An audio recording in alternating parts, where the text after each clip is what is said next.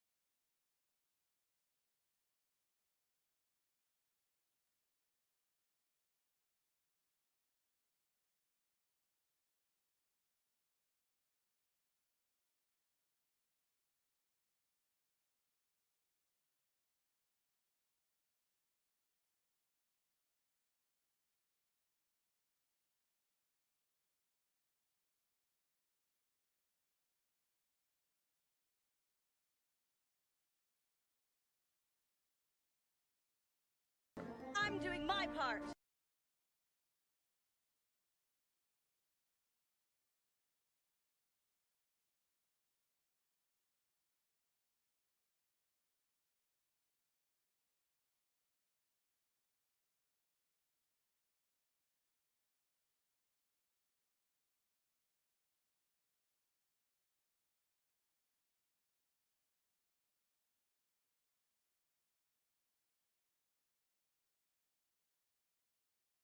Okay, all is well. I have my tea. It is good. It is great. And it is awesome to see you guys. Hello, hello, hello. I hope you're doing well. I have a story to tell. Spill it! Alright, I will spill some tea immediately. It's actually not really that interesting. I'm just, we gotta start a conversation somehow, you know? I think that's the thing, is when opening up, like, what do I say? I gotta say something. I can say hi at least. Hi, Shadow Spirit. Hi, Azza, and I hope you're doing well as well. I hope the streaming has been going well. It's so nice to see you so consistent. Say it. I don't. Oh wait, about the tea. Yes. So I have a story for those who haven't heard. It was my birthday 3 weeks ago. Well, 2.5 weeks ago. And I was in Copenhagen, and I caught up with an old friend. One of my, how did we phrase this? Oldest friendships that I have in my life. And we got very drunk. And then the next day, my knee hurt a lot. I don't know if I've spoken about this, but if I have, then you'll heard that my knee hurt, and I don't know why, and I don't know how, and it's been almost 3 weeks. And I did consider the fact that maybe I would have to get an X-ray or an ultrasound and see if there was some extra proper damage, but no, I think I'm okay. I think the problem is, and the reason why it's lasted 3 weeks, is just because I am now in my 30s, and bruising takes a lot longer to heal. The problem was that I really didn't have a bruise, and so I was extra concerned. And I thought that maybe I had done like a fracture on my kneecap or something. Exactly, Kiwi Man. I think that I may have fallen off the top bunk of my hostel. So I was staying in like a 6-room hostel situation, and I was on the top bunk, and I had to very, very unceremoniously and quickly use the bathroom due to all of the alcohols and what that does to a body, if you catch my drift. And so my assumption is that in the quick scramble to get from the top bunk to the bathroom, I think that's where some issue lay. But I don't really recall, because my concern was not about my bones or my muscles. It was more about my stomach at that point. But the whole next day when I was walking around, it just was a little bit off, and it just hasn't felt good for almost 3 weeks now. But the story, and the good news, everyone, is that today when I was going for my walk, I was like, it doesn't feel as bad as it has the last 3 weeks. So I think that I am healing. I think that it has just taken me a long time to heal because of the aforementioned being in the 30s now. So I think it's all good. And the other thing is, I'm not convinced that it is fractured or broken, because I can prod at it and I don't feel anything super painful.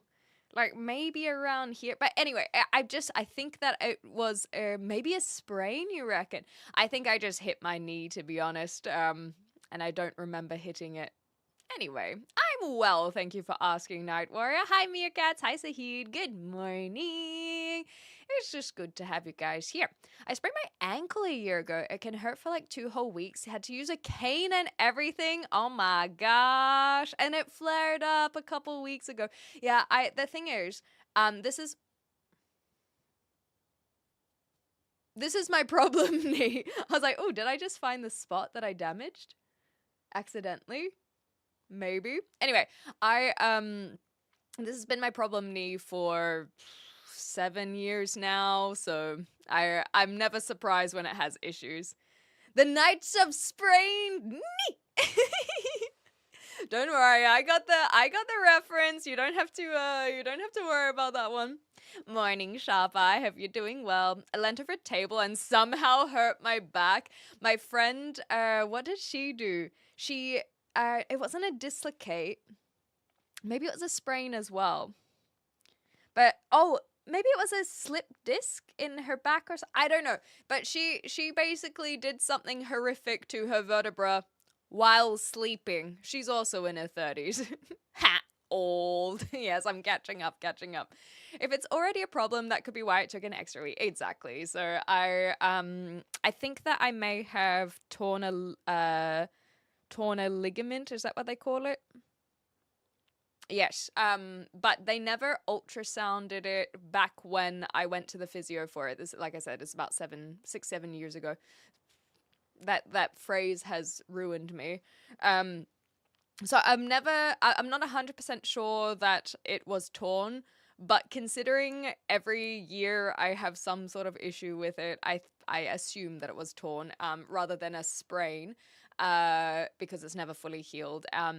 But I think the biggest thing to protect it would be doing, like, I need to get swole, basically, but not so much swole in my legs, swole in my hips and glutes. So I need to start going to the gym and doing some squats. I don't know what exactly the best way to do the muscle building, but I'm sure that anything is better than the nothing that I'm doing right now. A ligament. Hilarious, good one. But anyway, I am just pleased that it is finally on the mend, because I really did think that it was going to be fractured or something that I would have to go to the doctor for. And I've been trying to avoid going to the doctor until I get my proper visa. I don't know why. There's not really a reason for me to do that. You can be on holiday and go to the doctor. There's nothing that stops one from doing that. But there's something in my brain that is like, no, you're only allowed to access the NHS once you have your proper visa and are paying for it. Although maybe New Zealanders have access to it anyway. Do New Zealanders have access to the NHS? A reciprocal healthcare agreement. This allows Kiwis visiting the UK or staying temporarily to receive everything without charge, but not elective or pre-planned procedures. So you can have emergency treatment, necessary medical care that cannot wait until returning home. I don't know what that covers. And then you have to maybe register with someone. But again, that's all stuff that I was planning to do when I got my visa. How to get healthcare. Anyhow, it's fine. I'll figure that out. A point of pride. No, I think it's more my like neat boxes that I like to have where I'm like there's some sort of, it's not a pride thing. It's like a OCD, OCPD, ADHD, like it's some sort of trigger where it's like I am so close, hopefully, to becoming to getting my visa here that I may as well just wait for that. I don't know what it is. Compartmentalizing structure. Gosh, that word was not happening. That was just ridiculous. Ridiculous, I tell you. I cannot. That is the brain. We're gonna have to shorten your legs. Well, if it's emergency, then I guess we're gonna have to do it. Anyhow, that'd be like Leif. Thanks for clipping my my terrible pronunciation. One does not. Apparently, I can't read today. I promise you, I've had water. I had a proper night's sleep. I actually went to bed early last night. Oh, welcome. I've had breakfast. I've had food. I don't know why the brain is mush. Nonetheless, one does stop oneself going to the doctors when on holiday, not taking out holiday insurance, which I never do, and from probably assessing what I'm like, never the wisest decision not to take it out. Oopsies. Yeah, so I don't know what it is. I think, yeah, it's this compartmentalizing situation of just feeling like, well, I'm just chilling at the moment, and then I'll sort out all my shit when I am needing to, basically. Nonetheless, maybe I am a little bit hot. I am feeling a bit flustered, I must confess, but maybe that's just because I've been running around. Oh no, I have to pour my milk in my tea. Maybe a big sip of tea will help. Procrastination, perhaps. I mean, there's always an element of that for sure. I know that I, in particular, am very bad at sorting out. How do you say, like? Yes, I did spill this tea, by the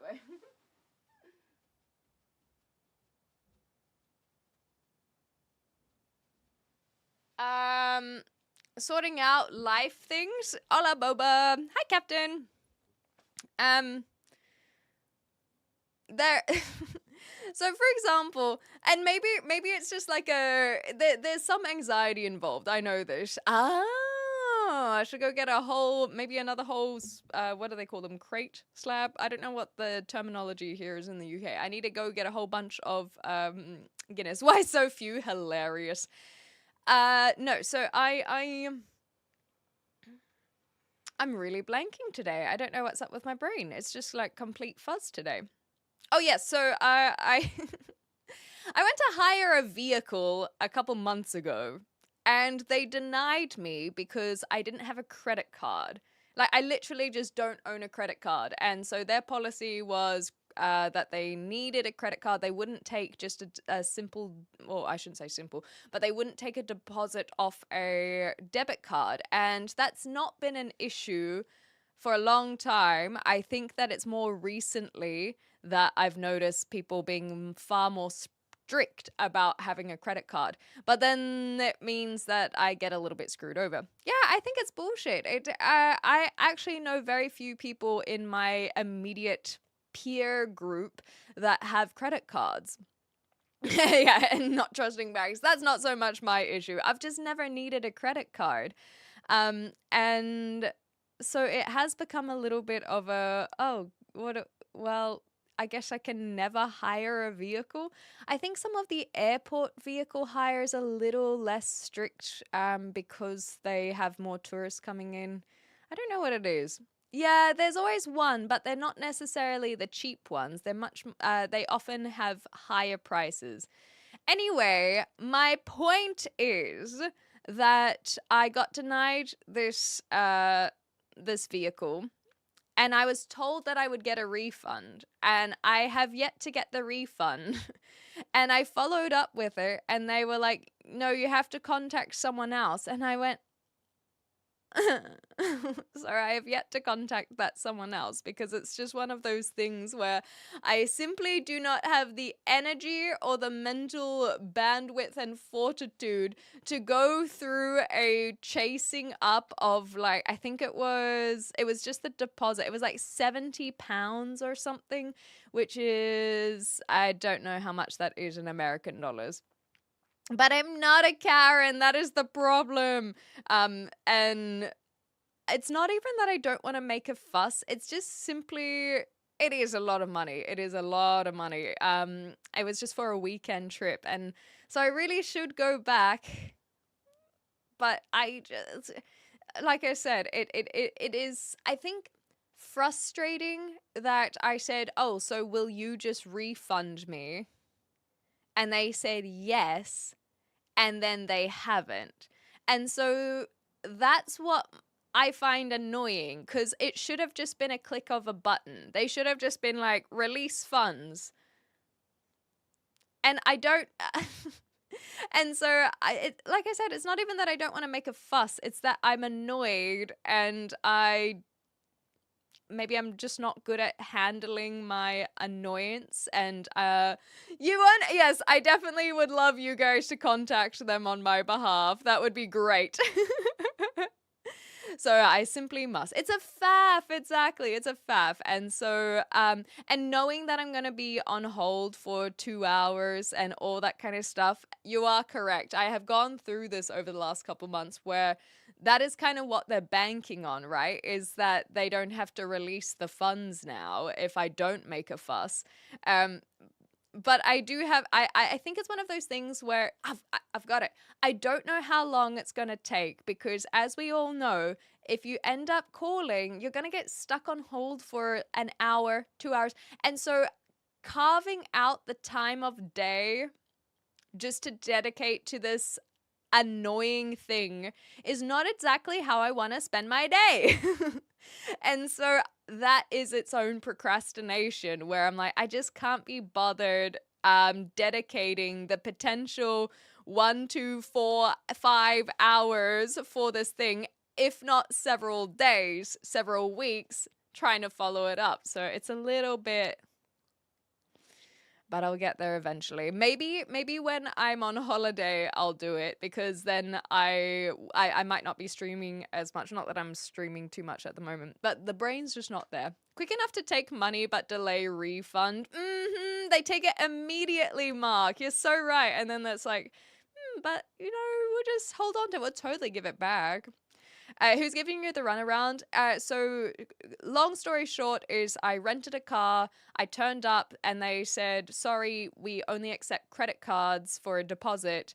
And I said, "Well, I've already paid like the cost of renting this car over the weekend. Will I get a refund?"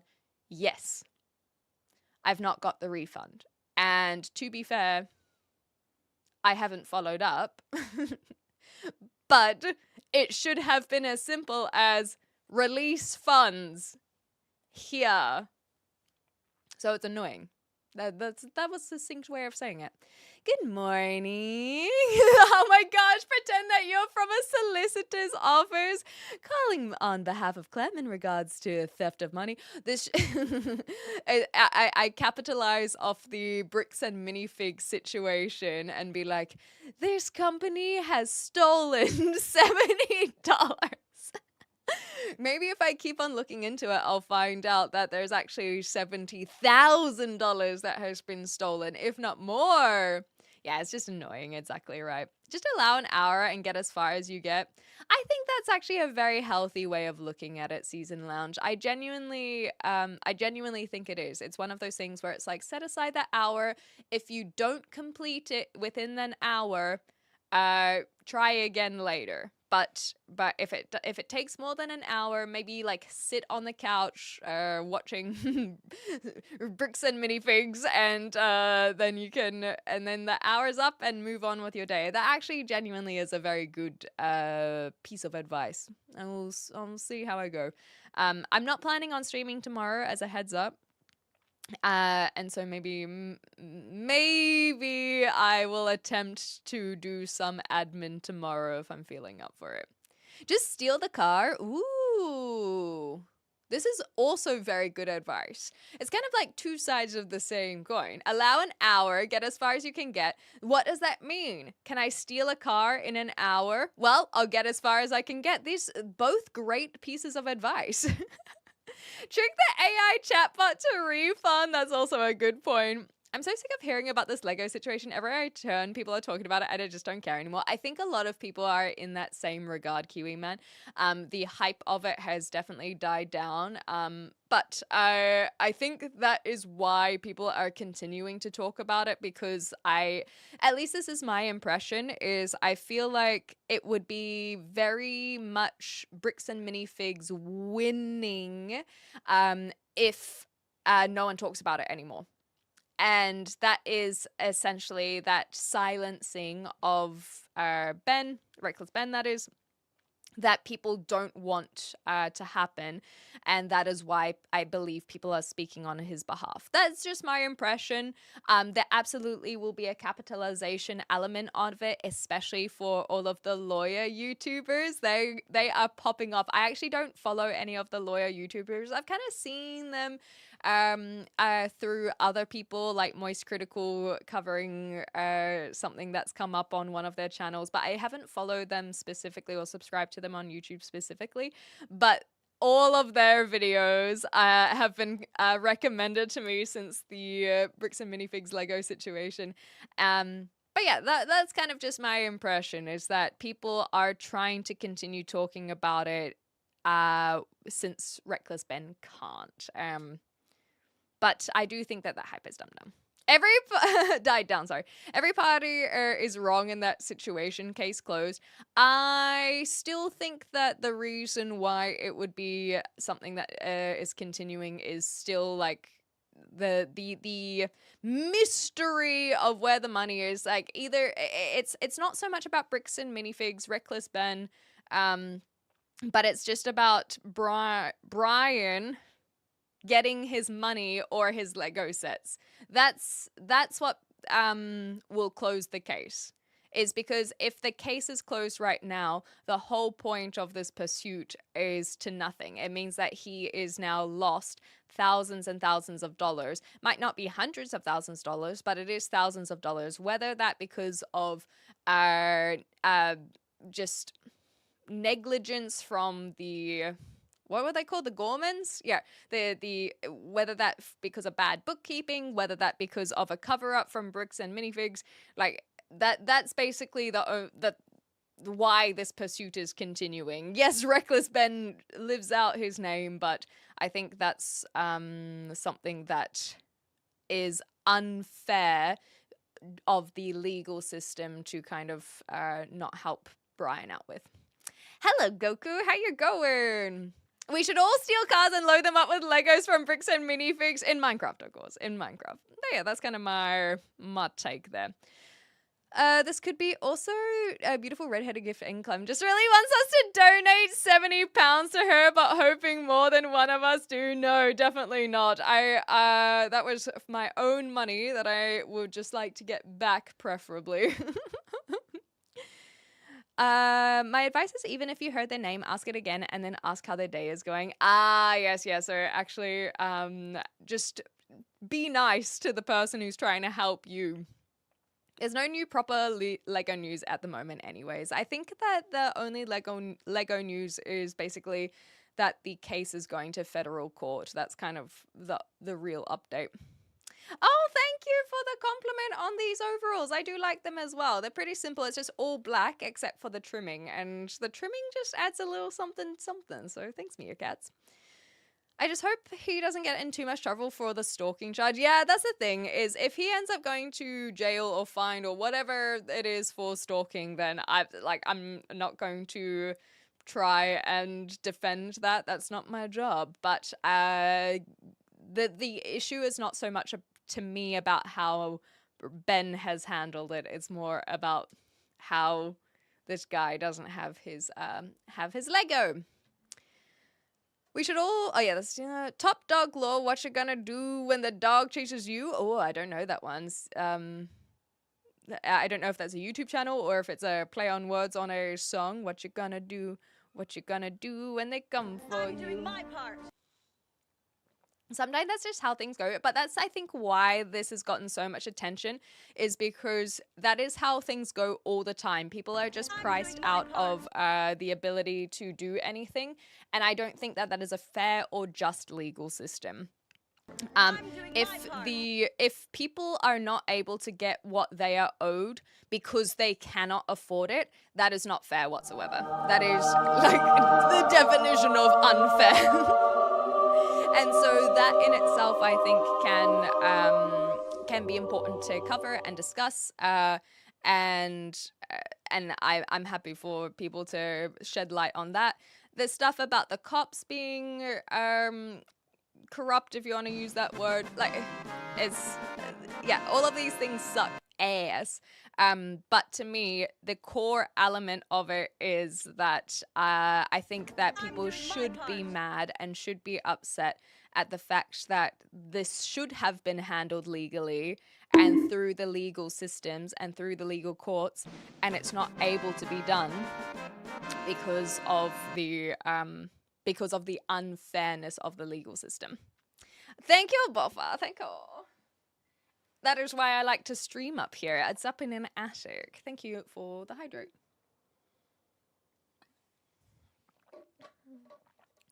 Are we deconstructing the legal system? Not intentionally, just talking about the Lego stuff, but I'm happy to kind of move on from there. It's same.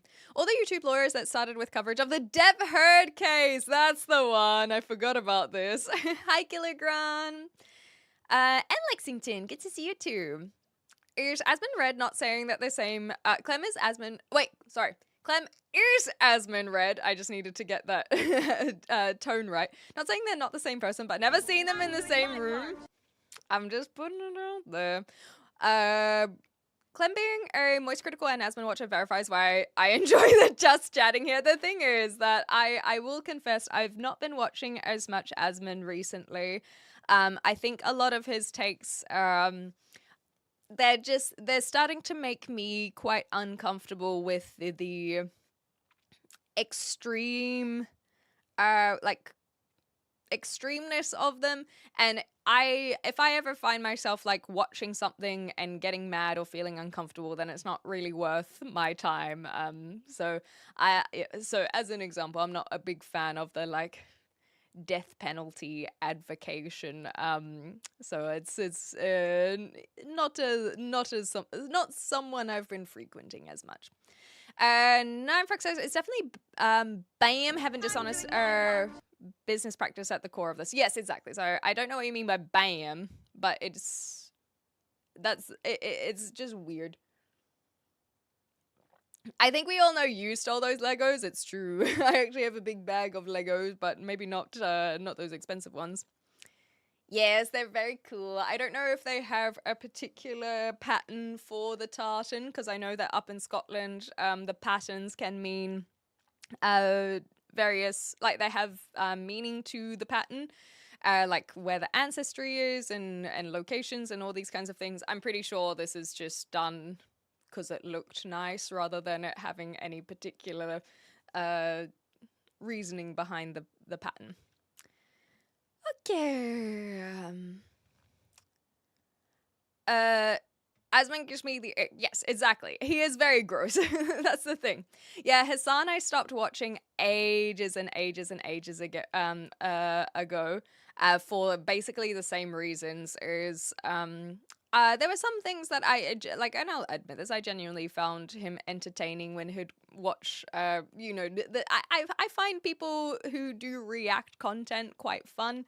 And so when he was doing that kind of stuff, I'd watch every now and again. But I don't agree with how he talks about a lot of global political stuff. And so it is that's why I moved away. Oh, bam, as bricks and minifigs. Thanks, Nine Fox. I didn't correlate that, but yes, it should also be shed light on. How are your husbands? They haven't spoken to me in ages, Goku. But I've also noticed that YouTube, you can probably even tell, Goku, YouTube's been a lot more quiet recently. I'm not sure what it is. I don't know if it's because YouTube is not pushing the shorts as much. I don't know if it's because I haven't been streaming as much.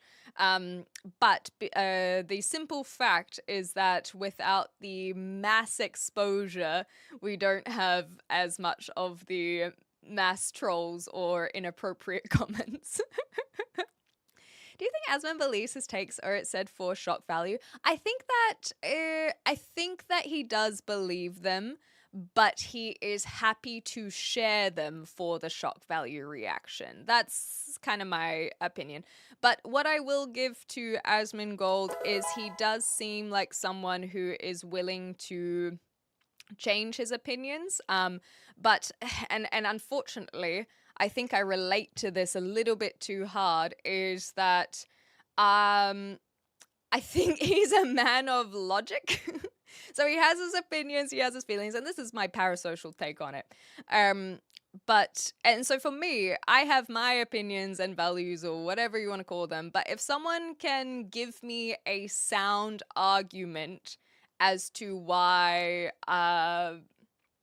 there could be another, like there's another way, another perspective, another, like that's basically what changes my opinion, where if people are just sharing their feeling or sharing their opinion, that doesn't necessarily change mine. I like hearing it because it shows me other perspectives, and I think it's really important to see and understand where a lot of different perspectives are coming from.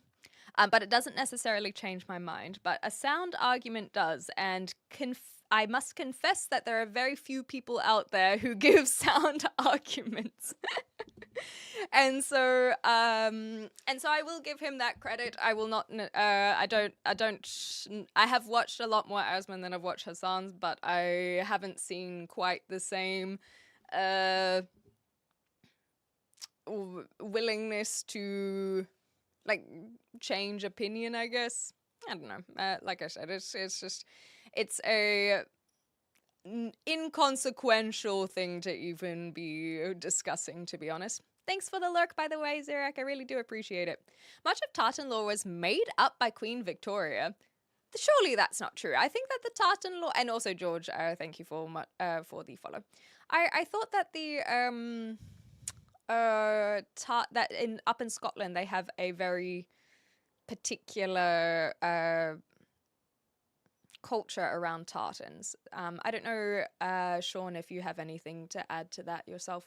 The only bricks and minifigs I care are about behind you. Bricks and the minifigs with the Pokemon. That's so cute. I love that. Thank you, Kiwi man.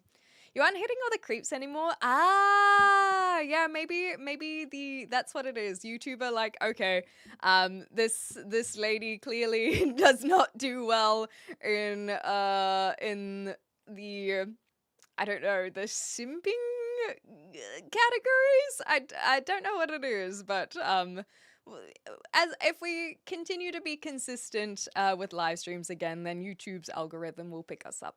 Hi Julian, how you going? It's kind of invented in 1700s. Tartans didn't exist before that. I suppose just the ability to make tartan and just any fabrics, right? Yeah, I just don't know much about it. I'm a believer that if it's illegal for an individual to kill, the government should abide by the same laws. Yes, yeah. That's kind of how I feel as well.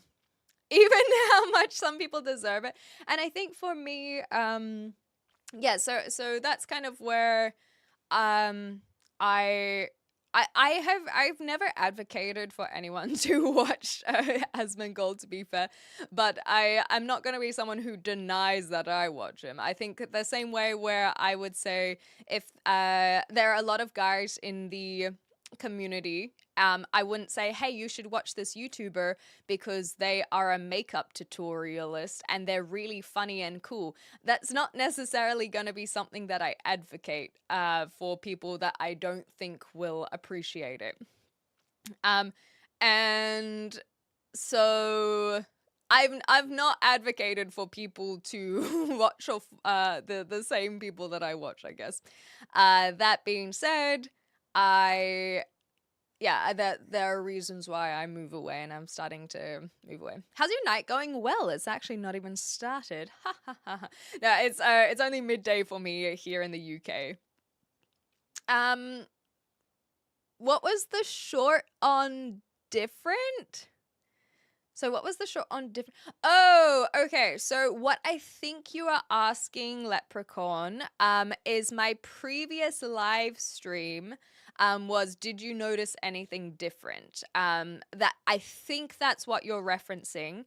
And the difference is that I got my hair cut. So I don't know if you're referring to like an actual, 1 minute short, but if you're talking about the live stream that's called Did You Notice Anything Different? I got my hair cut. So that's, it's basically meant to just be a reference to how so many women, at least there was a lot of comedic commentary on like, oh, women go get their haircuts and then ask if you notice anything different, but it looks exactly the same. So I was like, you notice anything different? Yeah, the AI model got an update. That's the one. The hand swap with the tea really frightened me. I was sure you're gonna drop the mug, my big old mug, one day, probably. Government's never gonna see it like that if they do want to go to war. Yeah, which some clearly do. I saw this very cute content creator, and she was talking about how there are a lot of quote-unquote equalitists who are like, well, if you're happy for men to get drafted into war, are you happy for women to get drafted into war? And it's meant to be this like gotcha. And she's like, no, I don't think women should get drafted into war. But do you know why? Because I don't think men should get drafted into war either. And then she just goes on about, and it's meant to be somewhat comedic. So I don't want you guys to now try and say, oh, but that's not how war works, blah, blah, blah. It's meant to be somewhat comedic. But then she just goes on about how, why can't politicians just be fucking mature and sit down and have a conversation about things rather than having to bring us to war? And I'm like, yes, yes, please go just talk it out. Why do you have to now with the ego send people that you're not even going into the war yourself. You're sending others to fight it for you. Anyway, so it was a good little like, slay girl, slay. I literally watch makeup over Asmongold. Exactly. And so that's what I mean is I have never advocated for it. I know that a lot of people don't like his stuff. I personally wouldn't say that I enjoy watching his content. I think that he can be very humorous if it's not political. I actually can, and see, this is what I mean. This is why I am Asmon Red. Because unfortunately, not only do we look similar, but I do have a lot of relatability in how we think, not what we think, but how we think. And so there's so many parts of me that I'm like, I really should make the Asmon Girl channel and just kind of comment on his commentary. Because I think I would keep very like level-headed. And I think I would just show what I mean about his content and then just say, hey, can I get clarification on this? And let him kind of figure out his own inconsistencies. But anyway, I don't want to confess just how similar he and I are. Hi, Marcus. Good morning, Phil, as well. Oh yes, Boba. It's so funny that you do this repost about GTA 6, so I will answer it. I've been thinking about it all day because I actually did read that comment yesterday, and I think just how things went, it didn't feel like I wasn't in the I'm doing flow my to part. now discuss it. But I ended stream and I was like, oh man, I forgot to go back to the GTA 6 comment. So I have been thinking about it. So remind me again in a second. I'll just double check this. Drafting is such a bad idea. The last thing I want to have when in a firefight is to be sitting next to her and relying on the skills of someone who didn't volunteer to be there. Ooh, that's actually a very interesting perspective I've never really thought about, because at least volunteers, they are willing to put themselves on the line. But you're right, someone drafted. Like if I were to be drafted, I don't think I would make it to the front lines because I'm like, I'm sorry guys, I'm not fighting in this war. And there's only one way out on this. I am not someone who you'd want to be fighting in the war for exactly that reason. Is I wouldn't have the loyalty to the country. I wouldn't have the bravery to hold a gun or any weaponry. I would not be useful on the field whatsoever. And I've always looked at that from me, but I hadn't thought about that as someone who is fighting alongside a person like me. Nearly made it to 2 years. So close! Thank you so much, Ian. Such a pleasure indeed. I really do appreciate the ongoing support. It's very, very lovely. And you are very, very lovely as well. I think only single men, no men with families should be allowed in war. And yeah, that starts to become a whole nother conversation that honestly will just depress me. So I won't cover who should and shouldn't be in war because although maybe naive, I just think there shouldn't be war. So then therefore no one should be in the wars. I guess the people should be in wars are our political leaders who are warring amongst themselves rather than mass wars. I want them to just battle it out over a table or maybe in like a boxing ring. Whoever wins the fight is allowed access. We'll go back to that like feat of strength, but individual strength, and we nominate and recruit our leader. And therefore our leaders will start just becoming beefy as heck rather than something going on up here. I'd love to see a Clem Asmund sit down. The thing is, I actually genuinely and this is what I mean is I know Asmongold too well in a way because I have watched a lot of his stuff. This is what I mean is how we think there is this weird like reflection that I see. Again, not what we think, but how we think. I like to pride myself on my memory a lot, and I think that's something that he has in spades, and of this ability to just kind of recall something that you've probably only heard once. It's very there's like a psychoanalyst that I do where I'm like there is like some interesting things there. But the same guy has said he doesn't enjoy getting into debates because he prefers having the ability to kind of watch and be in his own space and platform to talk about things rather than bouncing off one another. And I'm 100% that kind of person as well. I hate debating, but I do like providing opinion and commentary on something.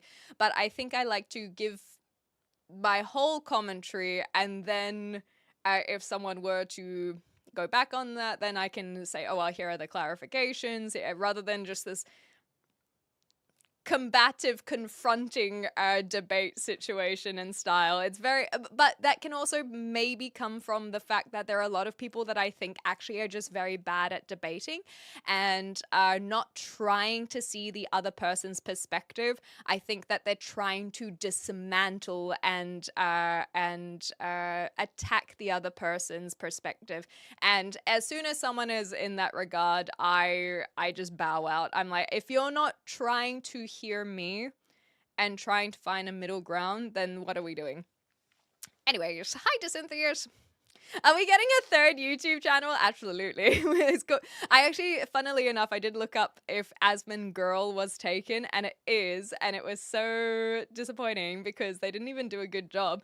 But I think a real Asmon Girl would be someone who tackles the topics that he does in the same way, but potentially from another perspective. And who knows, maybe someone out there is already doing it, but just doesn't have millions of subscribers or views, rather. And I don't think that I want to dedicate my life's work and effort, or at least my 30s, to that endeavor.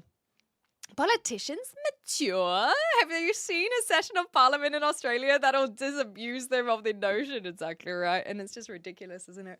And that's why people get so mad about politics, because it is maddening. Like, I mean, like, crazy. Like, it's you. If you look into politics, you're like, how is this? What's going on? It's actually maddening. Not frustrating, just maddening. It makes you feel crazy. I think only men with children should go to war that have already done their breeding, so they're not needed anymore. Oof. That's like, that in itself is such like a tough pill to swallow. I think that there are a lot of different ways to look at that, because you could argue, and I'm not in a way where I'm like, you shouldn't have that opinion. I'm just sharing where my brain immediately goes with that is that means, you know, fatherless children, and how we've seen that not be very effective. But at the same time, on the other side of things, I actually think men with children or parents fighting in a war does make sense, because they're more likely to want to have I shouldn't say more likely, but it feels like they would have a reason to want to fight for that for the next generations. You know what I mean? And so I think there's immediately I'm looking at both ways of that, but I think there is something about parents' obligation for bettering the future of their child. And what that looks like, that's where it could be up for argument, and people can have different perspectives. But I do think that if you're a parent, your job is to give a better future for your child. Again, what that looks like could be different, but in that sense, I can agree. Gonna get started with my day, of course, Goku. Thank you so much. Also, can be argued that people with a family have more to fight. Oh yeah, there we go. Schmick as a father as well. Maybe you can have your own feeling with that comment as well. I only subscribe so I don't have to watch the ads. It's not like I want to support you. Thanks, Ian. That's actually really kind. At least you're honest about it. I'm all for the political leaders having a death match. Send the clankers as well. I mean, it will get there eventually. I can't be drafting first when I've had with diabetes. Oh, you can't be drafted because you have diabetes. I didn't realize diabetes would. Well, I guess I don't have diabetes, so I wouldn't necessarily understand how debilitating that can be. I guess having to inject yourself would not necessarily be something they want to have to worry their soldiers doing. Oh my gosh. Also, hello everyone. I'm from New Zealand. Thanks, YouTubers who are popping in. So, welcome on in.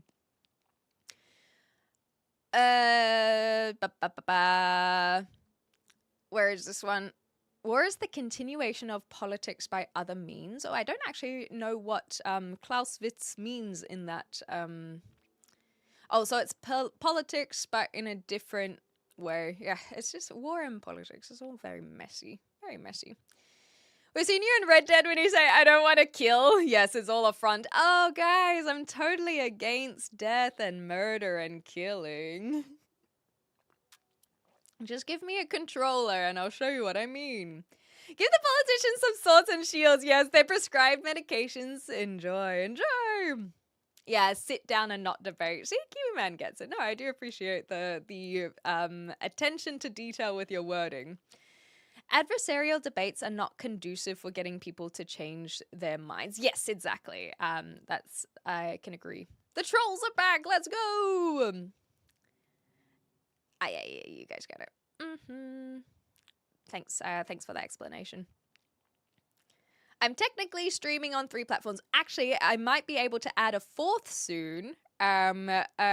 Twitch has just announced that they are rolling out vertical streams on, especially for mobile, to everyone. I think that you had to sign up for the beta trials to be able to do the vertical streaming on Twitch, but it's I saw on Instagram literally this morning that it seems like they're rolling that out, so I might look into it, because if I already have a vertical stream on YouTube, then it's literally just a button switch, or it should just be a button switch to have that on YouTube. So therefore, if you guys watch on Twitch on a mobile, then you'll be able to have a nicer format. Is this where we support the anti-ad campaign? Scream sweat. That's adorable. Thank you, Killer Grunt. I really do appreciate it. Thanks, guys, for the support. It really does go a long way, and it makes me feel very emotional. And I'm trying not to get emotional about it, but it really does warm my heart, truly. Hi, John Roberts. I'm assuming you are from Liverpool, but I am doing well, thank you. Actually, John, if you have and other British people can help me with this. Something that I have noticed, I don't know how to respond to "you're right." So one of the biggest culture shocks I've had since being in the UK as a New Zealander who also lived in Australia is, how the heck am I supposed to respond to "you're right"? Yes, I am all right. Do I not look all right? Is there something on my face? Do I give the impression that I'm not all right? What kind of vibe am I giving? How do I navigate this? I don't like. What's wrong with me for you to ask "you all right"? Yes, I am all right. Okay. Stop asking. Just say "all right" back, and only that. No, you can't. What? You're all right. All right. No, that does not make any sense. It doesn't make sense whatsoever. It's a greeting. Yeah, but then, so do I say like, yeah, good? He's correct. You just say "all right." All right. So then it's just meant to be a greeting.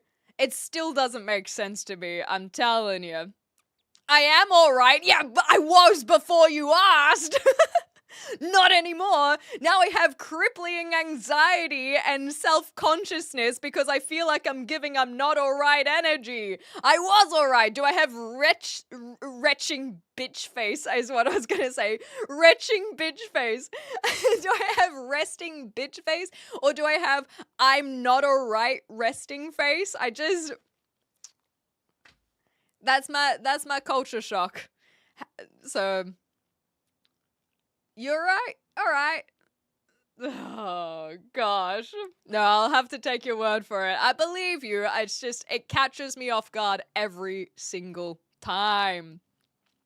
See you later, Grady. I did see you pop in. And it was good to see you. Thank you for saying I'm looking fly.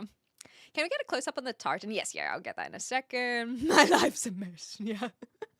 G'day July as well. Kia ora vibes. Good to have you here. When Aussies go, "how's it going?" we don't really care. Yeah, how's it gone? How's it gone? And so when an Aussie says "how's it going?" you can say, "yeah, good." So I guess when it's like, "you're right." Yeah, good. Good, thanks. But now I know. All right. You're all right. All right. I'm all right. You're all right. All right. Break down in tears and say no. That's what I'm thinking as well. Hi, James. It's not "are you all right?" It's "y'all right." It's a hello. Howdy. How do you do? I think it is kind of like "how do you do?" Howdy. Yeah, they're not really asking, but I think that's why it catches me off guard. In America, "hey, how are you?" can be responded with, "hey, all right, good, how are you?" Yeah, exactly. How are you? How do you do? Good, thank you. How art thou? How fucking dare you question my state of sanity currently is the appropriate response. I mean, that's what I've been using this whole time, but I will continue to use it then. That is true, July. Happy July to July. My resting bitch face is still a smile. Yeah, I definitely don't have resting bitch face. The thing is, like, I can't even pretend to do a resting face on stream because it just makes me laugh. I had retching bitch face in the hostel. That's 100% true. Just like Audu, I don't know what you're saying. Audu or howdy, maybe? I'm not asking how you're doing. I'm saying hello. Hello from Bali. That's so exciting. Thank you so much for popping in. One love. This cracks me up. Well, your people did this to me, MH. Yeah, but now I'm learning it. You're not asking how are you. You're saying, you alright? I think that the Northerners, I felt like they said it more than down south. So I spent a month in Manchester and just time up north in general, and I noticed way more people saying it up there. I'm now based in Southampton. And yeah, I don't hear it as much, but I did hear it when I went to the cafe the other day, and I was like, oh, my PTSD. And I remember thinking this because the barista asked, "You're right," and then someone said, "Yeah, good," and I was like, is that how I'm supposed to respond? Is that what this exchange is meant to be? I finally am seeing it in the wild. And I was sitting in the line getting ready to order my coffee. I was like, I really hope that I don't get that person. I don't want them to ask me, you're right. I don't know how to, I don't want to try and emulate what I just witnessed. Because what if that was just, they couldn't hear them properly and they just automatically were saying, yeah, good, thanks, give me coffee. And so I was like, please don't ask me if I'm all right. I don't want to know. I don't want to talk about it because I can tell you right now that I'm not all right. I'm not all right. Please don't ask me if I'm all right. Luckily, they did not. And I ordered my flat white, and they did not give me a flat white. And I was like, well, now I'm even less all right. Yeah, I gotta start telling my life story, exactly. Start sobbing, all these ones. Welcome back, Chloe. I saw that you said that you missed the stream only by like 4 minutes. Well, you made it well and truly today. So thank you so much for being here, Chloe. I hope you're having a wonderful week. In Scotland, we go with happening. Okay, short for what's happening, and they never meant to reply with what's happening. So maybe it's just like my literal interpretation of things. Just, okay, how is it going? Well, with my feet. So when people say like, it's a bit of a joke in my defense, but it's come from me going, oh, well, I better answer this correctly. When people say, what do you do for a living? I can interpret that, but sometimes they phrase it in a way that's like, what do you do for a living? Or like there's a particular way that people accidentally phrase it that seems like it's the same sentence, but I end up responding like, oh, like I eat and drink and breathe. Because I'm like, that's how I live. Like, oh, maybe that's what it is. What do you do to live? No, I can't remember what the sentence is, but there's some sort of sentence that says like, well, I drink water, I eat food. And so maybe when people say like happening, what's happening? How's it going? I'm like, well, how is it going? Let me think about this. They have asked me a question and I must find the answer to this question so that I can inform them correctly. Ridiculous. I know. The horses run free there. You should check it out. Oh, I missed which one that one is, MH, but I'll read through chat and maybe I'll get the context. Okay, you're in England. The appropriate answer, according to Bill Bailey, is not too bad, all things considered. Okay. And then I get to quote his rant on, have you actually considered all things? See, it's that literal interpretation. I don't play Fortnite vibes in answer to that one. I'll do. Yes, I know that we went through this accent stuff. It's just not happening. It's not happening. Hi, Cactus John. Pip pip. Oh yes. You're right. Pip pip. I like this, Nova. Thank you. Another Englishman who's helping me out with the English culture. I do appreciate it. Did you go to the New Forest? I have been one time, and it was very nice. So I can technically take a train there.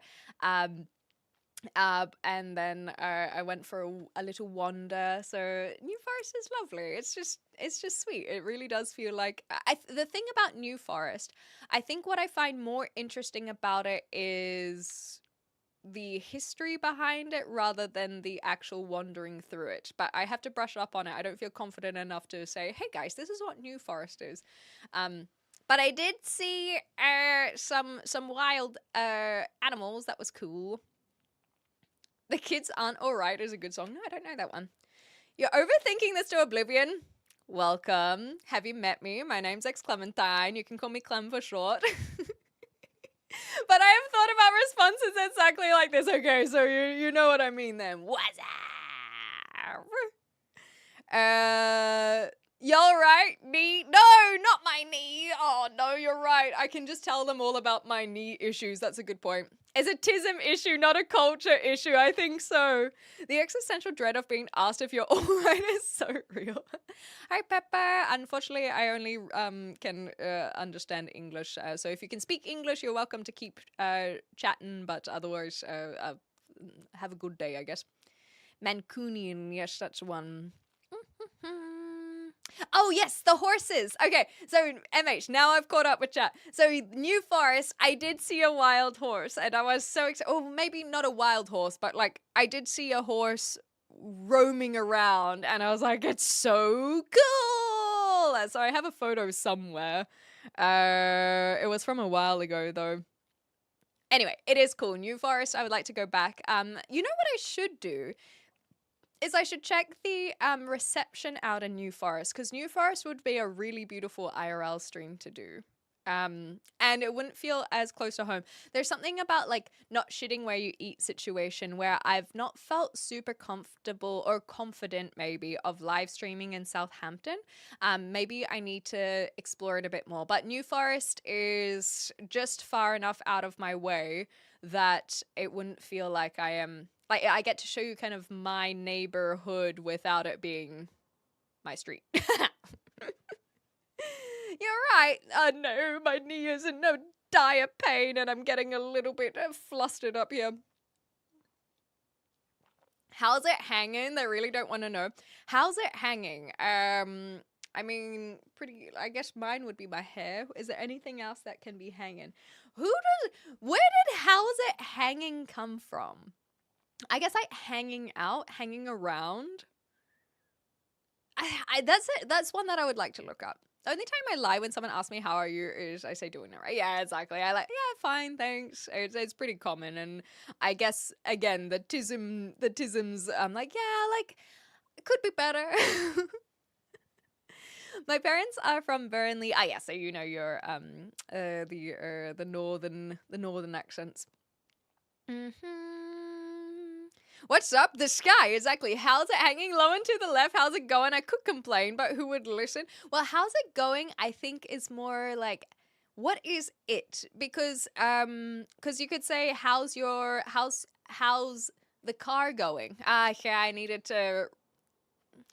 I don't know car knowledge. I needed to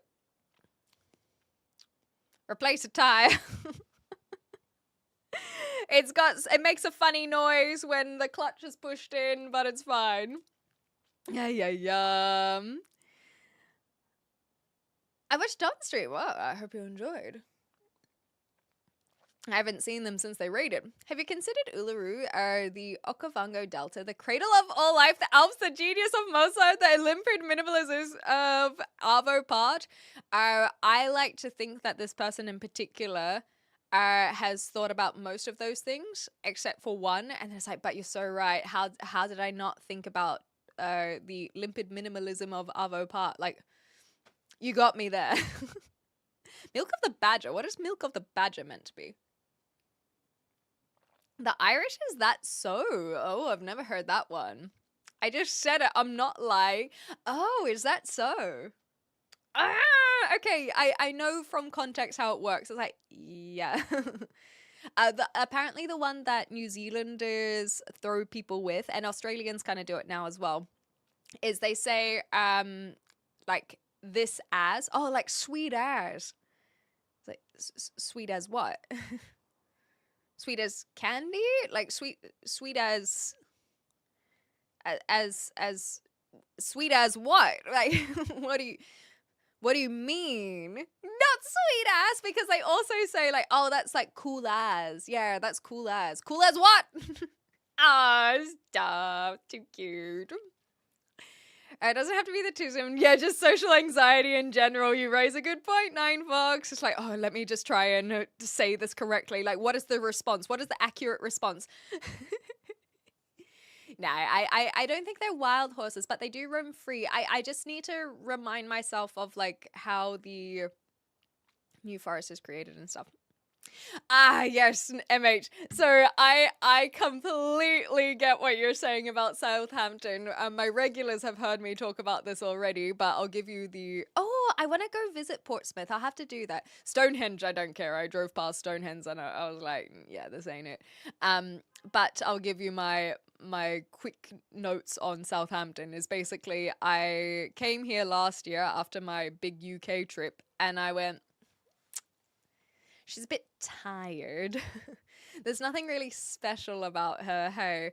But actually living in Southampton, I do like it here. It's very quiet. I was trying to say quaint and quiet at the same time. It's very quiet and quaint. It's very safe. Henry Novak stuff aside, even honestly, even if you actually look at the riots that happened from that, it was no Belfast. It actually was pretty, in all things considered, civilized. Like it sucked that there are people combating in the police and all these kinds of things. But if you actually watch the footage, there wasn't really any property damage.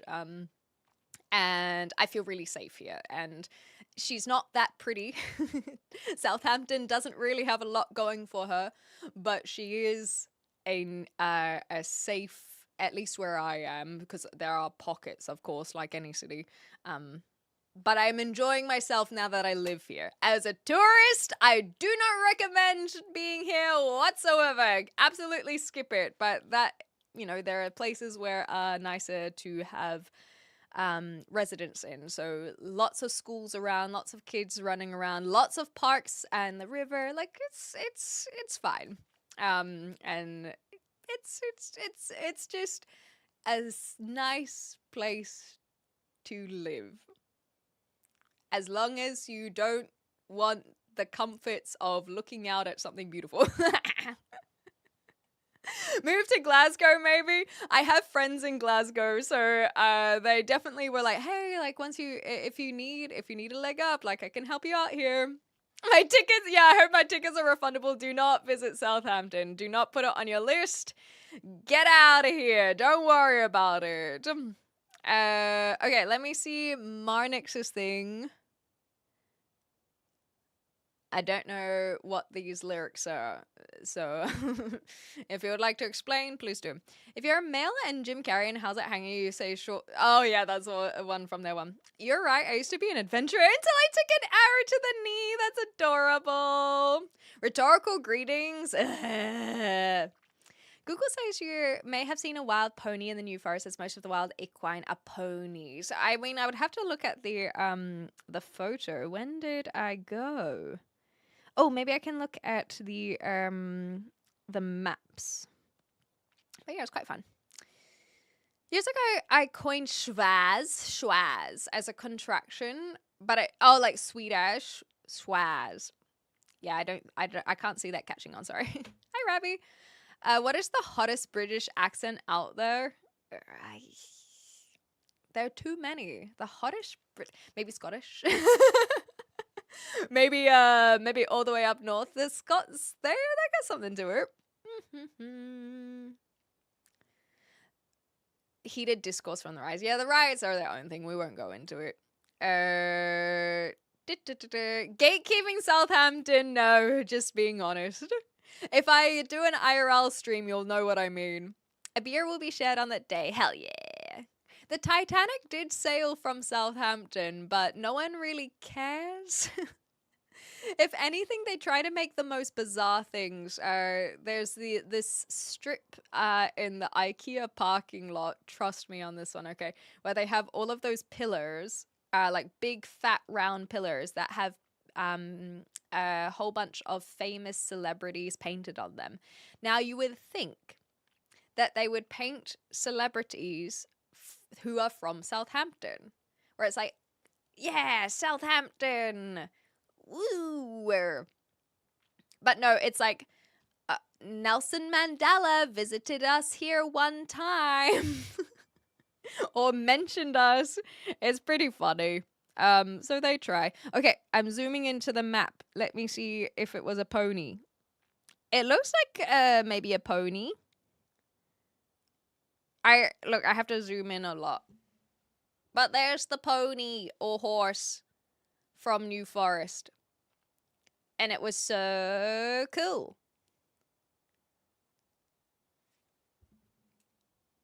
Wait, what, Kiwi Man? What is this? Oh, Lily, it's just Red Dead Redemption 2. Nothing exciting, unfortunately. Hi, Crossbow! Which Scottish? That's a good point. I don't know the Scots dialects well enough. You know it! Oh my gosh! So I'm guessing you've spent time in Southampton then.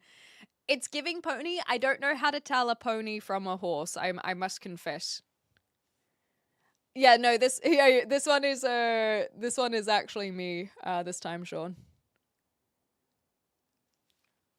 It's I was a good how far away would I have been from this guy?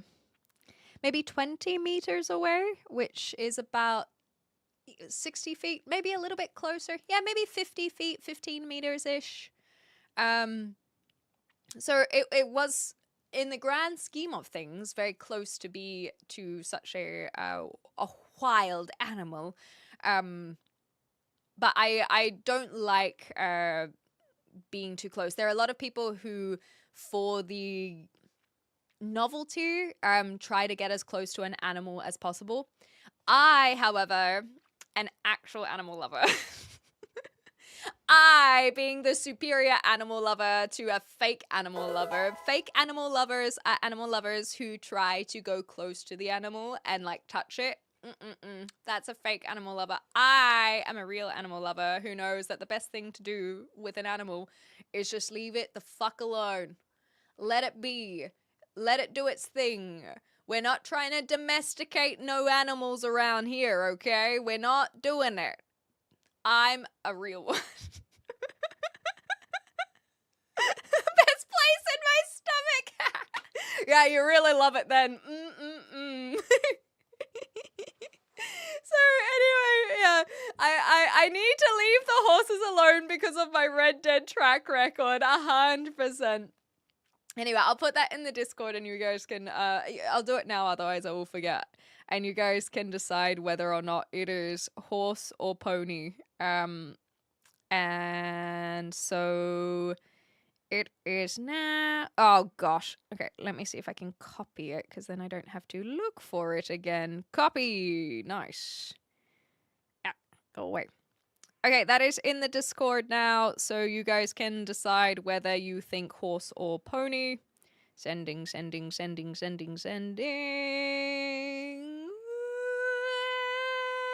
Done. And that's in New Forest. New Forest is a forest. It's basically, is it reclaimed land? I have to look it up now. New Forest, I'll say UK. Animal has laid waste to many a drum set.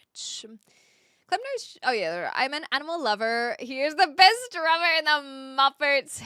There's a lot of weird things that happen with the Titanic. Oh yeah, so this is the explanation on Titanic likely not have sunk, and then it might have been the sister ship. For instance, the one guy who would have benefited from her sinking just didn't show up to board her. That is crazy. The other thing is that I can't tell if it's just absolute negligence, because I went to a Titanic exhibit ages ago that was in Melbourne, and there were just a bunch of things and inconsistencies where it's how do they all add up? And one of them is just that they were kind of not having enough lifeboats. It's just out it'll be fine. But the equipment that's like meant to look for, like even just binoculars, there were just a whole bunch of missing equipment that they were like, it'll be fine, she'll be right. And so I think that there was just a lot of ignorance, unfortunately. I think it's coincidence in hindsight, and sometimes it's really hard to grasp when so many things coincide. But I really do think it was just negligence and coincidence, and especially because humans are so good at being reactionary that they need these tragedies to then better strategies, and it's quite depressing. Like you would think that with our big so-called intelligent brains that we could have a little bit more forethought, but even things like seatbelts and whatnot, they often come from, oh yeah, we should probably do something about when someone crashes rather than thinking about it before the crash. Do you know the song Solid Rock? No, I don't think I know that one. Sorry, Random Queen. That's nature. Even in New Zealand, we don't touch it unless it comes up to you. Yes, exactly. If it's a naughty alpine bird, hide your shit. Shoo, shoo, shoo, little girl. Sister ship, mothership, it was aliens. Now we're talking, see, mama. Now we're talking. I'm predicting the horse pony debate goes viral. Right, no, that's a horse. That's a pony. It's like the black and blue versus white and gold dress, or Yanny Laurel. This is the new one, horse or pony. As in loves everything about the Titanic. Not that he has a huge nerd. Well, he is, yeah. I assure you, she'll sink. You can learn from history or be doomed to repeat it. That is what they say. Hi, Marys. How you going? The structure and portholes of the ship that left port matches closer to the sister ship than the actual Titanic. That's fascinating. In some of the photos from when she was docked, there's some strange-looking anomalies on the part of the hull that hit the iceberg. Damn, okay, all right. Of course, Sharper. Thank you so much for hanging. We'll see you next time, whenever that might be. Ponies are usually more annoying and naughty. Yeah, this one was just chilling. Okay, I want to see New Forest Natural Park. Unenclosed pasture land, which is grazing land. It was proclaimed a royal forest.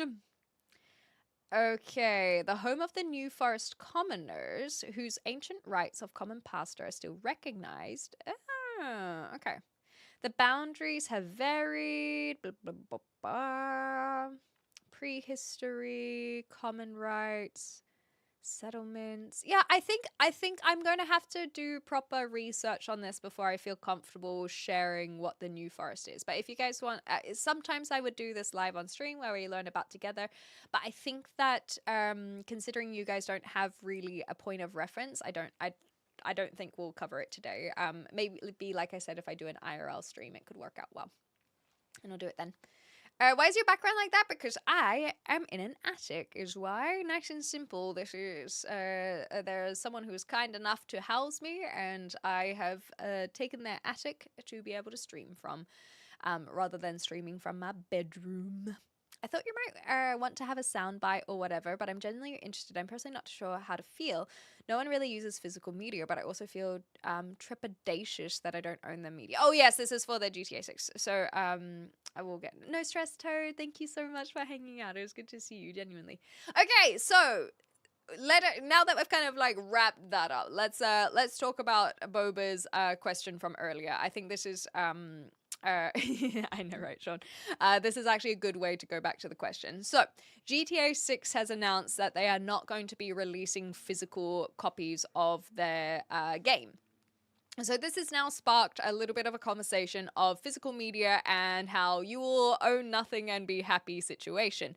I think it is a really, really good debate to have, because on top of that, PlayStation has now announced that by 2028, they will no longer be having physical copies either of video games.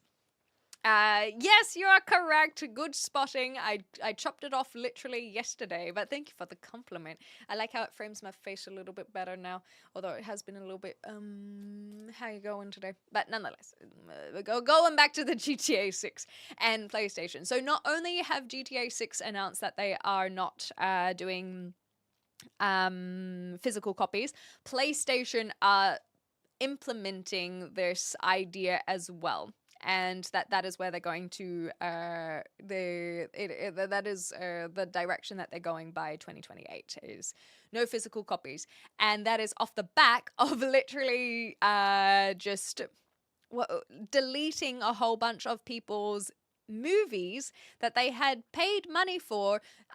They no longer have access to those movies through PlayStation because PlayStation's licensing agreement with the distributors of those movies ran out, and so now the people who bought the movies don't have access to that, and it is this increasing and growing concern about not being able to have what you are buying. And I do think it is a concern. I don't have solutions though. If you guys have anything to contribute, then you are more than welcome to weigh in. I know that there are a lot of people who are pro pirating for this reason, and I'm not going to be on a moral high ground here. I completely understand it. I think that pirating, I do see as a way to at least have that copy, even if a distributor like Sony or Netflix, if we were talking about movies, if they decide to end a licensing agreement and now you no longer have access to. So for me, for example, I've been playing Red Dead Redemption 2 through the Sony PlayStation Store. I bought that digitally. So any day that could now be taken away from me. They might just decide, no, we don't have an agreement with Rockstar anymore, and you can no longer play Red Dead Redemption 2 because of that, even though I paid money to buy this game. Whereas if I have a physical copy, similar to my PlayStation 3, I still have a PlayStation 3 and I still have physical discs to play certain games there. Like that, as long as I have a way to set up my PlayStation 3, that's all workable. I have the ability to play that indefinitely, even when they decide to, speaking of, shut down the PlayStation 3 store. If buying isn't owning, then pirating isn't stealing. I'm not gonna disagree with you there. I think that this is a great slogan that if you put that as a Twitter post, will get a lot of reposts for sure. And so, and that's another amazing point of that I didn't even consider bunker wise, is all of the money that you put into the games, microtransactions, all these kinds of things, that's also going to be lost. And so how do you, is that just something that is gone forever? It is a growing concern, and one that I am not very well versed in, I will confess. I think that the Stop Killing Games movement is a great thing, but I don't have the knowledge to know what to do about this. All I can do is complain, and trust me, I will complain. But I'm hoping that someone who is smarter than I am will be able to, or at least in this regard, be able to come up with a really good solution. And I think Stop Killing Games are trying to do that. So keep on trying to keep an eye out for that and follow that. And yeah, if pirating is your solution, like I said, I'm not going to have a moral high ground on that. I just get it. That's all there is to it. So piracy isn't stealing, it's copyright infringement, which isn't actually theft. Ooh, okay, now we're getting into the bones of it. Hi, Ligmag. We're gonna get GTA 6 before GTA 6 releases GTA 6. I thought not selling physical copies is great because of the plastic, but they do sell the box, just not with a disc. Yeah, exactly. And so that's the other thing that's stupid about GTA 6 in particular, is why sell a box with a code? Like that it's ridiculous. So I do completely agree, Max, that I think the idea of the environmental impact and lessening that is a positive thing for sure, of not having the plastic boxes and the discs and the production of that. And I think that, like many tech companies, they probably will use that as a bit of an excuse. Yeah, it's just like we want to be environmentally conscious. Yeah, you want to be environmentally conscious when it suits you. Never mind all of the environmental issues that are going to be caused by the AI implementations that are happening and so on and so forth. So environmentalism when it suits the companies. But that's not the point. The point is that I don't think that there needs to be a physical disc so much, but somehow, like pirating, I guess, having a forever version, whether that on like a hard drive, like I said, I don't have the solution. I don't think it needs to be a disc. I don't know if maybe so for example, Nintendo have the little cartridges. I don't know if that would be a way to go about it. Is like, hey, here's like a USB stick, whereas that is the game. You can lessen. It doesn't have to be physical copies of a disc. It could be physical copies of like a hard drive or something that can be read. So at least there's something going on, or maybe the ability to redeem that. So you can choose. So for example, if I buy Red Dead on my PlayStation, I have a code that I can then redeem it if they decide that they're going to lose support for it. I don't know, but that is why I said I think that having someone, some movement like Stop Killing Games is a good one, and hopefully they will have some solutions from that. I just don't have them myself. On vinyl, now we're talking, and then it will create its own like market of trying to have vinyls. Imagine having vinyl collection here, but instead of music and albums, it's video games. That's kind of cute. I thought you might have. Oh yeah, the soundbite. Blah, blah, blah. I also feel trepidatious that I don't own the media, and there has been cases where digital games have been made unavailable even after paying for it. And I think that is where a lot of this concern is coming from, for sure. Now that all our media is digital, we've lost the hardware in consumer products. Yes, and that's true. We're not having the reading hardware for sure. Hi, John. We do indeed have several Aussies in the community, John, just to answer that on your behalf. A couple of the mods are Aussies as well. I myself am from New Zealand, but it's just good to have you here. Poor FIFA players spend thousands each year, which vanishes the next year. And so I don't know if that's something that you just accept with it. I don't know. I'm not someone who spends on microtransactions. So it's, again, another thing that I don't really have solutions for. If I bought the game or movie, I find nothing wrong with having backups or pirated copies. I'm supporting it still. I'm just asking for convenience. Yes, exactly. And then the ability to continue it after life as well. I was joking, to be fair, but it's still a good point, even if it was a joke. If I transferred my GTA 5 money to my bank account, I would be as rich as Elon Musk. I was like, God damn it, if only I had the control to not spend so much on GTA 5.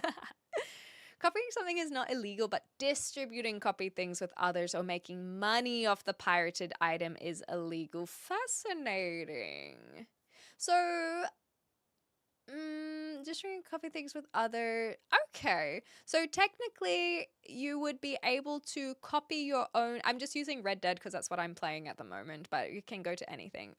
So you could copy Red Dead and have a pirated copy of Red Dead, but I bought it. But as long as I am not distributing the copy of Red Dead, because that means other people who would be pirating it did not buy it, and therefore they are not allowed that copy because they didn't buy it. So it's not theft in that regard. They just my brain's starting to hurt. They didn't steal it. They just have it. Okay, I think I lost my own analogy there. Hi, Rafi, by the way. I feel sorry for people who are in environments without internet connections. Yes, yeah, for sure. But that's what people are trying to work on as well. Hey, hi, professional troll. How you going? Discs are much cheaper than cartridges or USBs. Ah, is that why they use the discs? Okay, brilliant. Different countries also have different laws. That's a good point as well. Code in a box would only last 3 to 5 years more. Same thing happened with PC games 15 years ago. Damn, that's a good point. Now that, oh yes, the drives. The laws need to catch up with the 21st century. Amen. It's like borrowing a book from a library, scanning it into the computer to print out and put on yourself. Not illegal, but selling the copies are illegal. And so, but I guess it's not like borrowing a library from a book. It's more, I don't think borrowing the library is correct because you don't own the book if you are borrowing it. But if you bought a book from a bookstore and then you create a copy of that and then you lend your book to your friend, your copy is not illegal. I think maybe this is why there are lawyers who work in this industry. Hi Ichi, what's up? Happy to have you here. Here's the solution: just keep media always available, stop taking it away. Yeah, and that's why I say stop killing games is a good movement, and hopefully they will have something that comes out of that. I hate not being able to physically touch the things I own or pay for, hence why I don't trust banks as well. I'm not going to disagree with you there. I think that people feel similarly about Kindles, where it's like it doesn't beat the feeling of having a book in your hand. Weird how all these companies probably grew up with shareware risks back in the day. I must confess that I think I'm a little bit young to know shareware. Like the idea of it, I know I've heard the word, or maybe I just don't know tech well enough. But shareware risks like that, you might have to explain that one very layman's terms. Aye, matey, we are indeed. Well, some of us are pirates. I'm more of a I work on the poop deck. I have my captain. My captain. I am not the pirate. Well, I guess is a pirate's crew. Are they all pirates? Hi, Peter. We're just talking about not owning physical media anymore. Ahoy. Yeah, the redistribution is the illegality. They're all pirates. Darn. Darn, I guess I am a pirate then. I definitely have my captain, and then I'm just like someone who, cleans the poop deck. Even the pirate even the parrot is a pirate? I like it. All right. So in that case, we are pirates, even if we have a small role on the ship. You're buying a license to personally play the game, not give it to others for them to play, though it is contentious whether you're allowed to let others play your game. And see, what I will say is this is why I have no issues with running Discord movie nights. Because, for example, if I could invite you to my house, all of you, I'm sure some of you I theoretically, so see, this is the tisms being like, I'm being too literal. Gotta stop that. If one were to have a movie, like at their, thank you, Kiwiman, at their house, they can invite people to watch the movie. That's not illegal. And so therefore, in my brain, Discord movie nights are not illegal. Because it's just a new way of watching movies with friends. How one acquires the movies, you could be in some hot sauce or whatever. I don't know why I said hot sauce. But that's how I look at Discord movie nights. And maybe I'm wrong about that. As long as you're not making money off it, maybe. I actually don't watch or read One Piece, so I have no opinions on it currently. I'm not sharing it. God damn it, Kiwi Man, you got us there. I don't know if other people feel the same way. They don't write in big letter that you're renting a license. They write buy. Yes. And so I think, ooh, even you've read, when you say page 69, it does feel like you might be trolling. But I'll take your word that 69 is the actual page in the EULA. But it does feel like it's a troll. And so point being that you are correct. I think that they would, that even if we change the meaning over the wording, sorry, let me rephrase. Brain has been a bit fuzzy today. I think that if they say rent this game now, and maybe it's for an indefinite period, it's at least being more clear. But saying buy this game now, or pre-order, or like order this game, or download this game, like whatever the terminology is, maybe that's where they have to change some of it, so that they can then pull the rug out of from under you and be like, well, you always knew this is gonna happen. But I, in some regards, would accept something like this. So, for example, I have been asked, the reason why I have Phasmophobia in my Steam library is not because I had any interest in playing Phasmophobia whatsoever. It was a fad, it was a trend that came up particularly in COVID lockdowns, and I had my cousin actually, who's like, hey, like, would you like to play Phasmophobia with us for an evening? We're stuck in lockdowns, it would be great to do blah blah blah blah blah. And I looked at it and I went, this is like $30 or whatever, Australian dollars. I don't want to spend $30 on a game that I don't care about. And then I thought about it a little bit more and I thought, okay, well, a movie, when I go watch a movie in movie theaters, in cinema, I can spend $20 on that for 2 hours and then I walk away and I don't own the movie. I don't have the ability to keep watching it, but I spent my money on this experience and the service that the cinema has given me of providing the movie. And so that's why I bought Phasmophobia, because I was like, well, it'll just be like watching a movie with my cousin and whatever. I'll just burn this money. And I still have it. Some people have asked me to play every now and again, so it's worked out fine. But the reason why I bring it up is that idea that there are certain products that you buy, or pay for, I think is a better word to use. There are certain products that you pay for that are not expected to then have continuation of that product. And so I think like a massage is a service. Like services are a great example. You pay for a service, or even food. You pay for food, you consume the food, and now you buy more food. And so there are definitely existing things that you pay for that you don't have this expectation to hold on to. And I think going to the movies, again, is another really good example. You pay that $20 or whatever it is in your currency to watch a movie, but you don't owe the movie. So if you were to pay for, and I'm even trying to change my vocabulary now, if you pay for a game with this understanding, then they could probably get away with it. The problem I have with that is the mass practice and spillover effect that could happen. There needs to be some sort of guarantee, I think, of, well, this will guarantee the license for 2 years or 5 years. Like, they have to be very specific so that you have this understanding of where that money goes and what that gets you. So for a movie, for example, you can go to the movies knowing you're going to watch a movie for 2 hours, and then your expectation has been met. The problem with what they have now is that there is no understanding of how long you will have that for.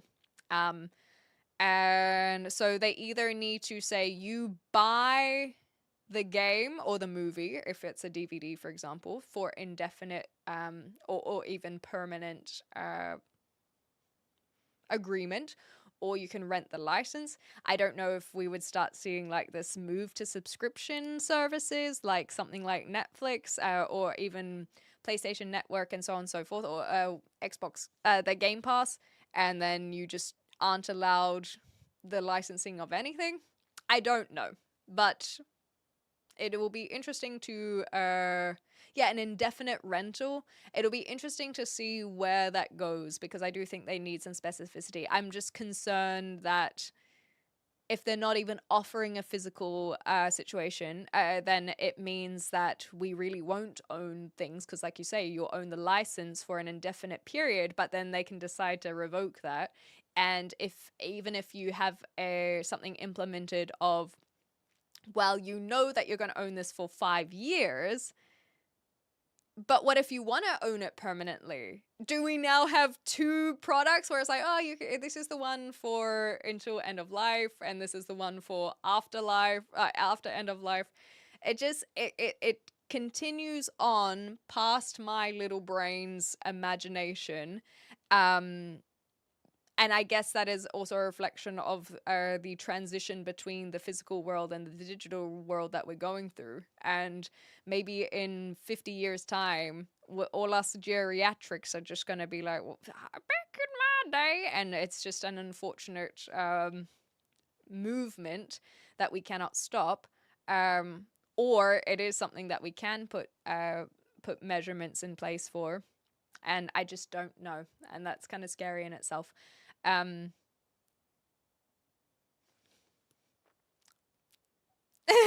called? Thanks, you mama. Okay, let me catch up with some of these ones as well. Yeah, you could resell physical media. That's actually a really good point as well, Peter. We don't have that opportunity anymore. Shareware was the demo disc. Ah, okay. They were made by the companies, but we're fine with people copying them because most were demos. It got people to buy the full game. Gotcha. I'll sell you a physical copy, but you need a credit card. Ah, good throwback though. EULA will have a term guide in the terms and conditions that no one reads, other than Lily. Don't like One Piece. I always have at least 2 lines at a time. Cute. Watching horrors with friend is best. You get comedy. There's always someone that do the comments blood splash is at the wrong angle. Yeah, I love watching horror films with people. There are a lot of scams with pre-orders as well. If it doesn't release, you lose your money. This is true. Similar to like Kickstarter campaigns and whatnot. You can take this game, but we need a $70 deposit via credit card. Another throwback. God damn it. If you take away the options to have physical copies, they have to give some kind of good faith guarantee, yeah, that you get to keep it in perpetuity. I want to be able to pass that shit on to my grandkids, essentially. Adorable. But it's just paying for licenses at the moment. Hi, Crunchy Biscuits. Good to see you. Sony turning cars into food. At the movies, you're not paying for the movie, you're paying for the experience. Yes, exactly. And so we shouldn't be... so right now, we're seeing this movement to paying for an experience of a game. And that's... like I said, maybe that is the future. It doesn't mean that is a future that I want. I want to make that clear. And I don't know what we can do to stop that other than try and get people to make more physical copies. When it happens, it's normally just thrown under the rug. And you don't get a refund, y'all. Indefinite will always make me think of What We Do in the Shadows. Oh, I don't know if you mean the movie or the TV series. Bi does have a fluid meaning now. Lease would be more appropriate. Yeah, and I think that's kind of where we got to from this. Lily was saying something similar. If they just make the text clear and correct, people will stop rent buying. Yes, so I think leasing... what do they have on Steam? Steam, they say buy, don't they? If I go to buy something now... Summer sale! Okay, Sekiro, Spider-Man 2, these are all my thing. Monster Hunter Wilds. All right, so I add that to my cart. And now I want to view my cart. Continue to payment. So technically, Steam is pretty good at not using buy. Thank you for your purchase is what it would say. Interesting. Maybe Steam already has been a little bit on the forefront of making sure not to say buy this game. They use the word purchase, which is very sneaky. Thank you for your purchase. If you buy games on Steam and it's removed from Steam, you lose the money and the game. Yes, and that's why people are trying to have other methods about it and why people are pro-pirating as well. Back in my day, we knew what a VHS was as well as how to use it with a VCR. What? That's crazy talk. Little brain. Oh, stop, Crunchy. Thank you. I find most problematic strategy with online stuff is you agree to one thing and they change the agreement at any time. They know users will click next. Yes, they lock users in, such a scum strategy. I believe that in America, and the only reason why I mention America is because a lot of the people I watch are American YouTubers and who cover these kinds of things. They talk about it from an American perspective. So I don't know what it's like in my own countries that I have resided in, or the EU as another example. But I believe that there was a case that in America, and feel free to correct me because this is just verbatim, that was saying the companies are not able to hold the user or purchaser accountable for being expected to have read the license agreement or the user agreement. And I think that's a really good thing because, like you say, Crossbow, is so many of us just go, yes, I agree. No one actually, very few actually read it. And that has now been proven, or there are cases that have favored it to the user of like, yeah, you weren't, like, we know that you didn't read it, and the companies should expect you to have not read it. Hi, Cody Williams. I'm well. Thank you for asking. I hope you're well too. So I would hope that there would be more situations like that as well. So hopefully they don't, they can't lock people in because of this expectation of users reading when they shouldn't be reading it, especially when they're changing agreements too.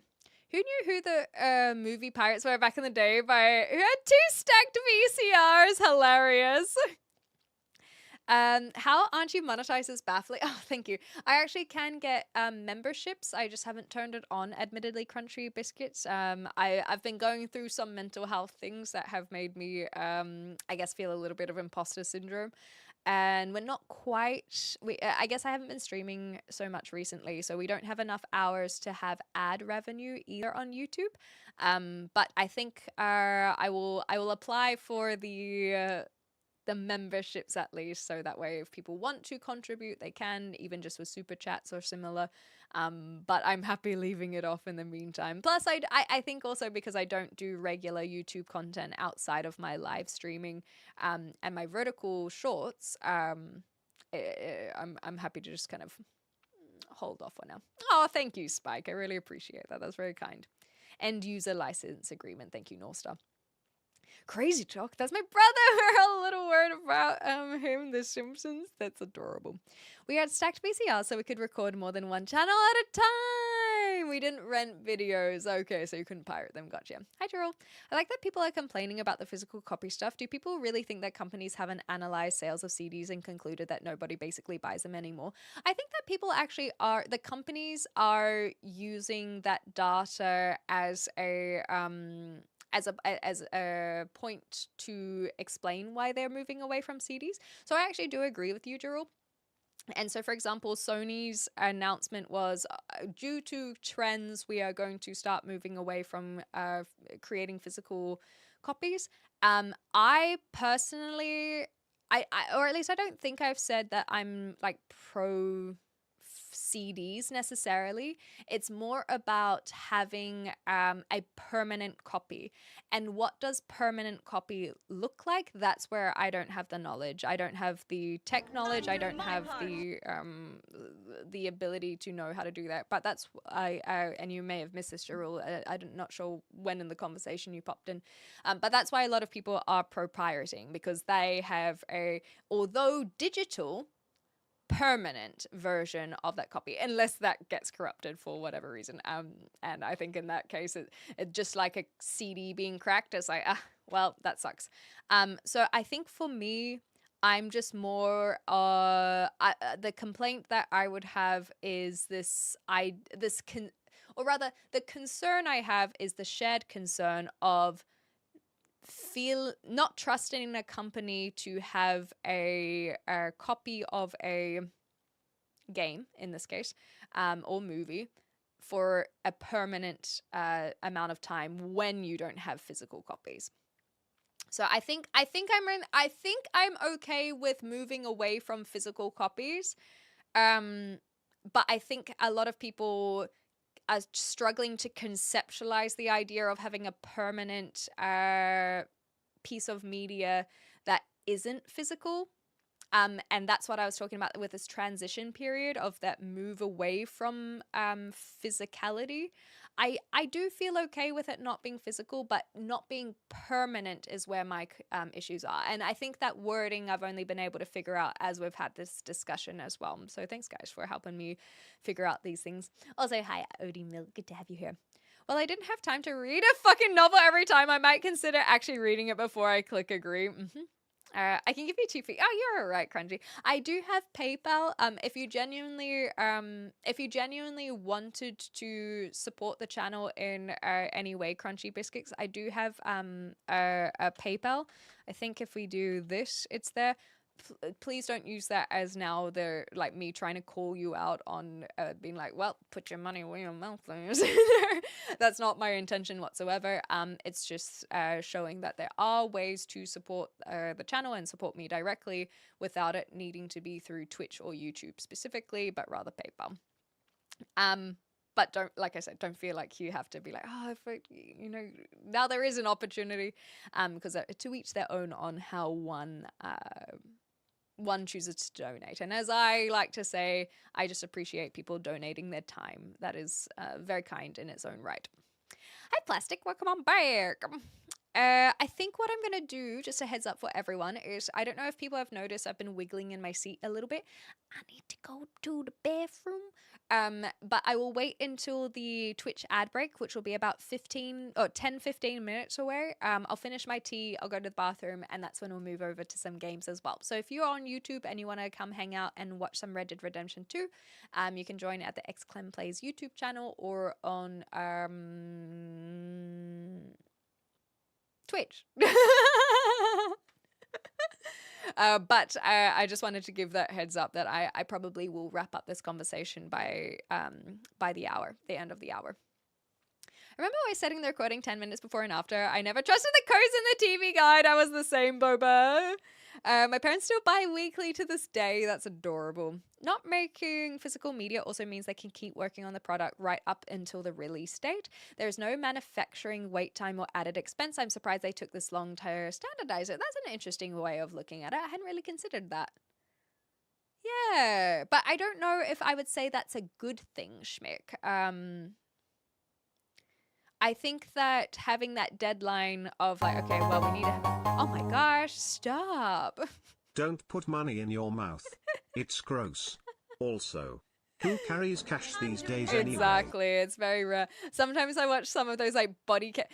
There was a body cam footage, and it's like, why do you have so much cash? And it's like, my profession. It's like, interesting. Interesting. Okay. But thank you so much for the dollary do. Very kind. And also, we don't trust banks. The convenience is a big part of the non-physical media as well. Yeah. But do actually put your money where your mouth is. Yeah, I'm just so bad at asking for money these days. Even CDs aren't permanent copies because they can be damaged. Nothing is permanent, so why force it so hard on companies? I guess that the question I would have to you then, Jarul, is rather than looking at it that way, is like, how do you feel about buying a game, for example? Because I'm assuming that you mean games or movies. I don't know what your buying habits are. But that would be the question then, is instead of going, okay, well, this is the reason why that argument doesn't hold up. Like, what is your preference? What would your preference be? So do you yourself feel okay with like purchasing a game through Sony, let's say, or Xbox or Steam, and then that could one day just be taken away? Like, is that something that you're just like, well, that sucks? And if that's the case, like, that's not me saying you shouldn't feel that way. It's just very zen of you, to be honest. So yeah,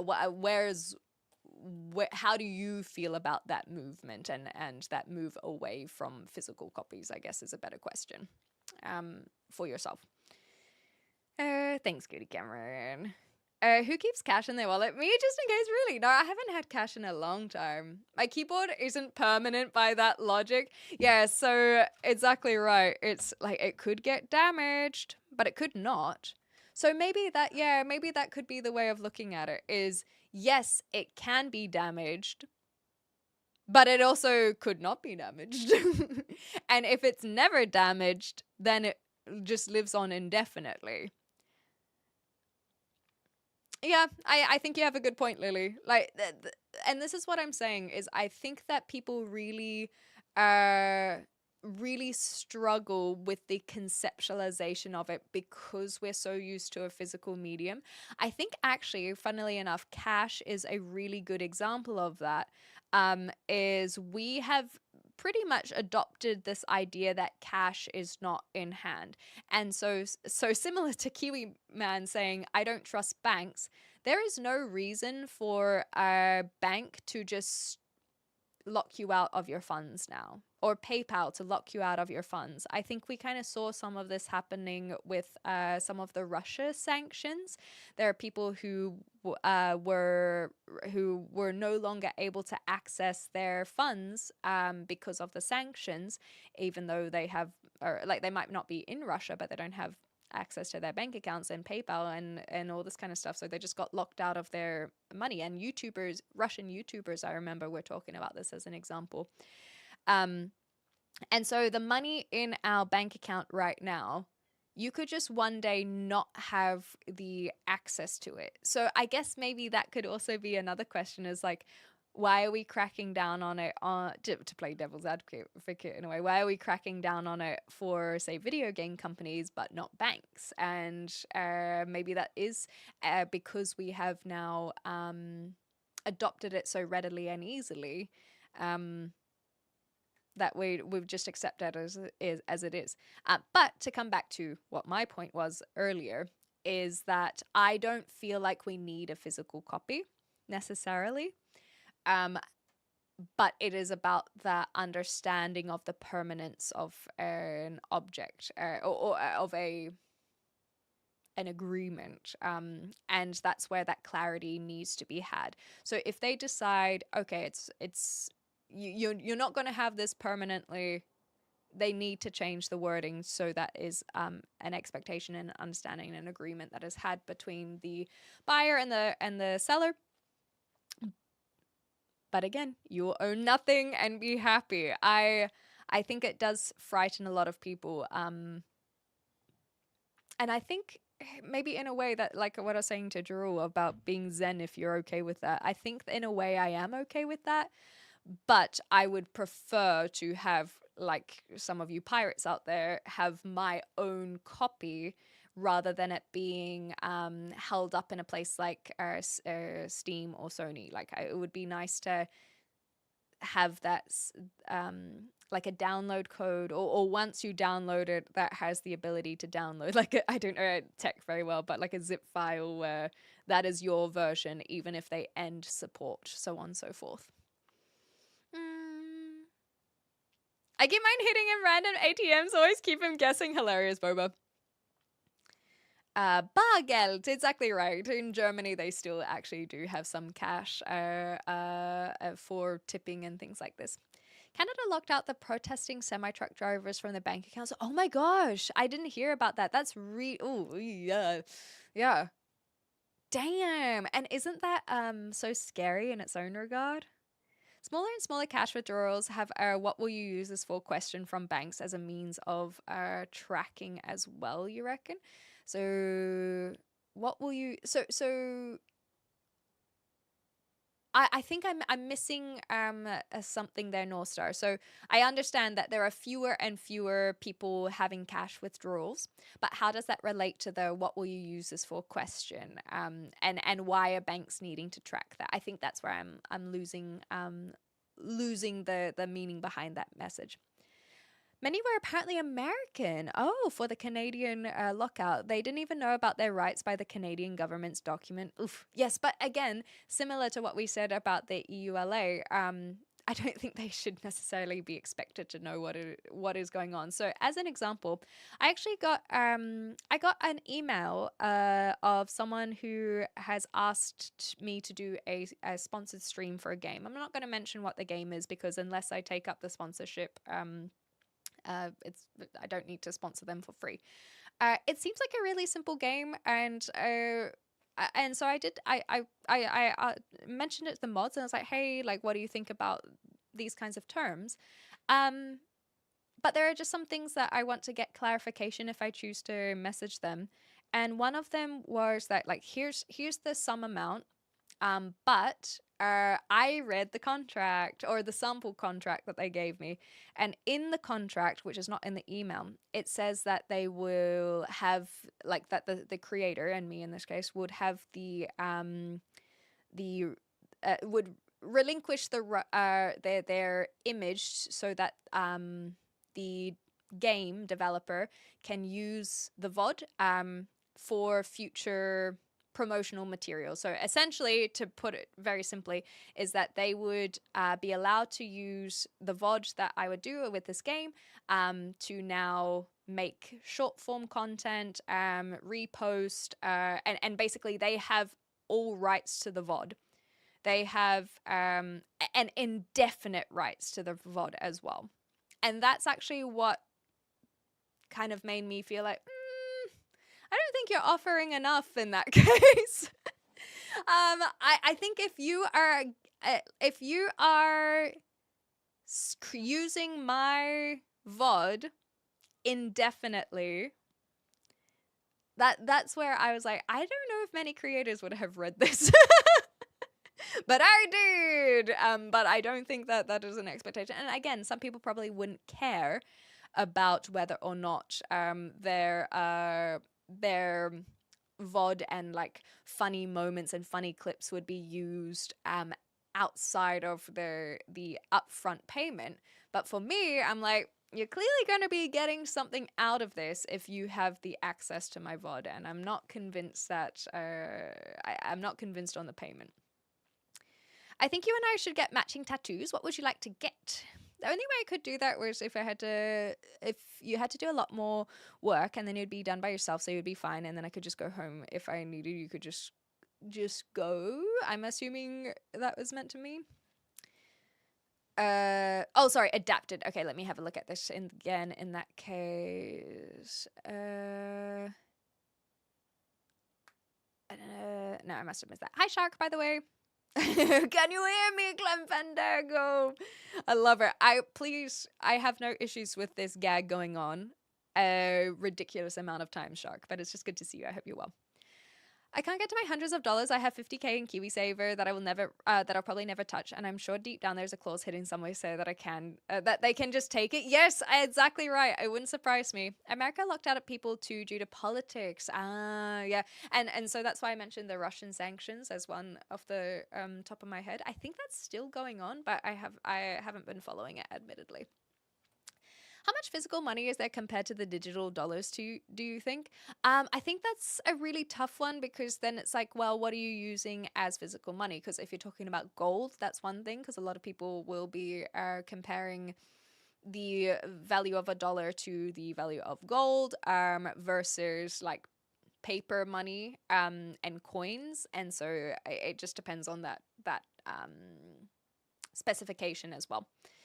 But I suppose there's already so much cash in existence. And then on top of that, like digital dollars in digital dollars, like how does that look? Because Elon is a trillionaire because of digital dollars and everything that is in stocks. But if he genuinely tried to turn that all into cash, like the whole economy would collapse.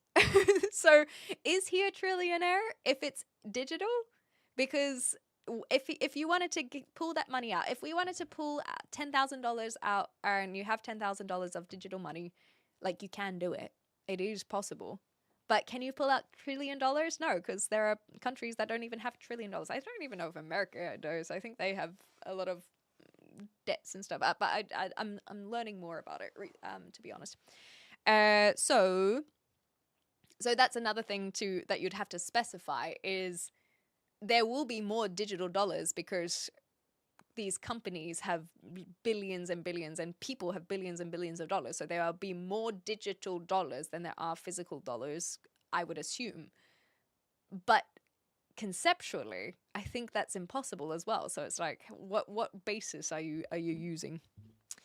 A post 9/11 cash tracking due to violent group funding, but banks have adapted it for other means. Oh, okay. And so then the cash, like, so are you saying that when people pull out cash, you have to say what you're using it for. Because I think that's where my lack of understanding was coming from, is that when I go to an ATM, I don't have to say why I'm pulling the cash out. But in America, is that what you're saying is happens in over there? Hi BA, good morning. I hope you're doing well.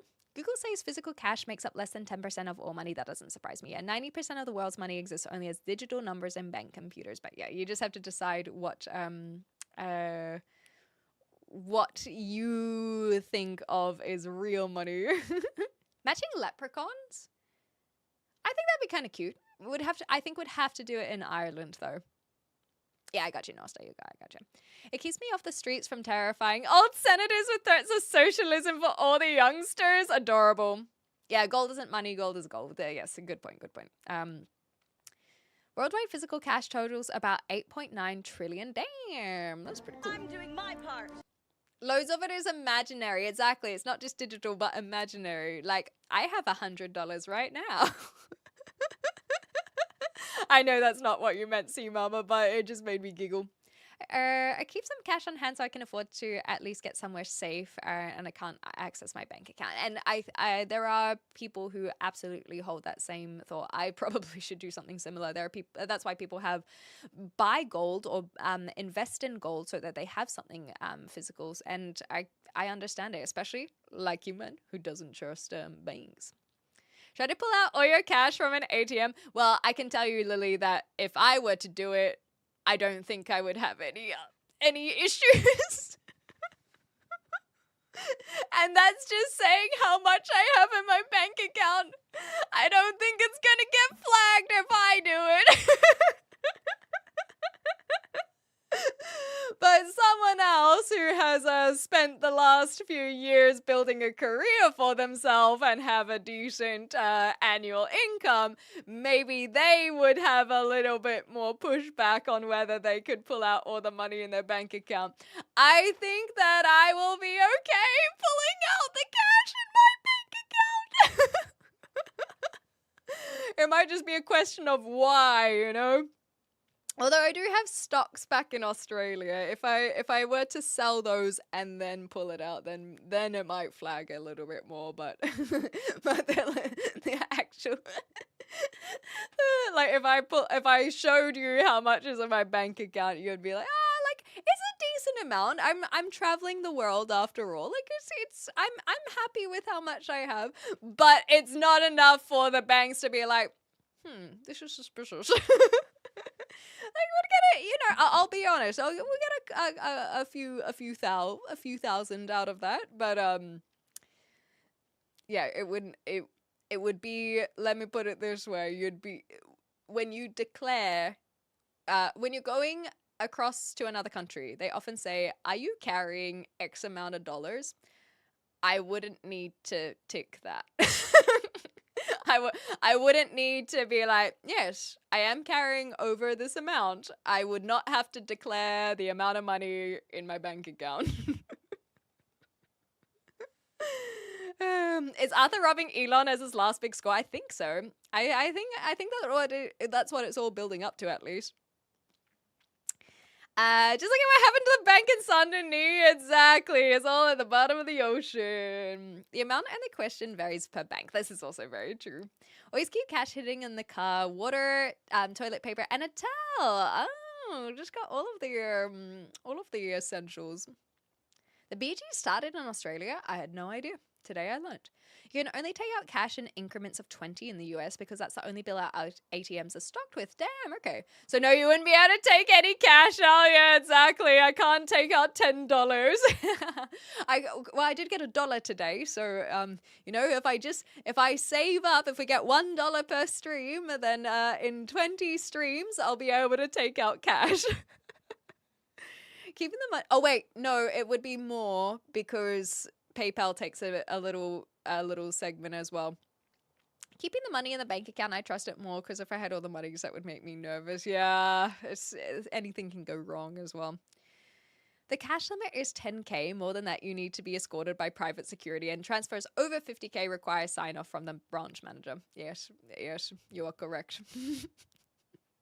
Men at Work. Men at Work are actually Scottish, I believe, or at least I think the front man is Scottish. I only learnt that recently because there are people who were using their "I Come From a Land Down Under" song for more like white Australian rhetoric. I think is a fine enough way of phrasing it, uh, and so.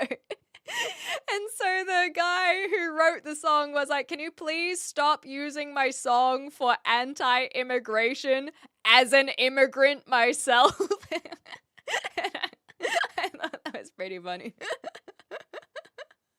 So that is when I learned that they were actually Scottish, because the person who wrote what is known as like an Australian what do they call it, like de facto national anthem is actually a Scotsman. So I will fact check it just so that we can be certain, but it was pretty funny. Australian rock band. Let me have a look, because I think it's just the front man specifically.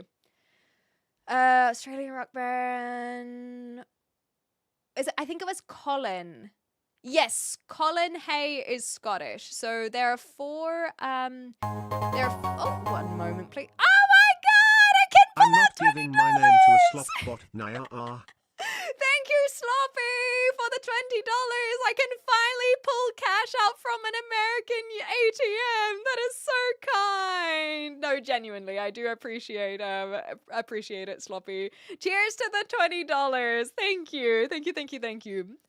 Colin is a very Scottish name, you reckon? Hi, Spidey. Oh, Sloppy. Thank you.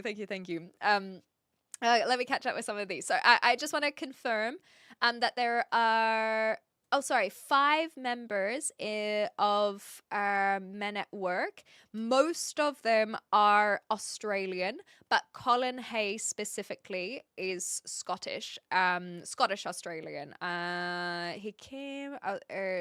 He is the lead vocalist as well. And what he was in the band Ringo Starr and his All-Star Band. That's cute. And so it says that he was born in Scotland. So we've got all of those facts. Colin was born in Scotland. And so, yes, he's like, please stop using this as anti-immigration, because otherwise this song wouldn't exist as someone who is an immigrant. And so shout out to Colin there. Yeah. I think in New Zealand, ATMs have a limit of 2,000 in cash withdrawals from a bank at like 10K. Yeah, I think it's something like that, because I believe going to another country, it's around 10K as well. Anyhow, my junior college in the US had an ATM with increments 5 or 10 as well. There we go, Spidey. So maybe some places are allowed to do it, but the college, I feel like a place that is for students, like at a college, makes sense, where it's like, yeah, you kind of need all the help you can get. You're allowed to take $5 increments out. Vegemite sandwich was slapped so hard, adorable.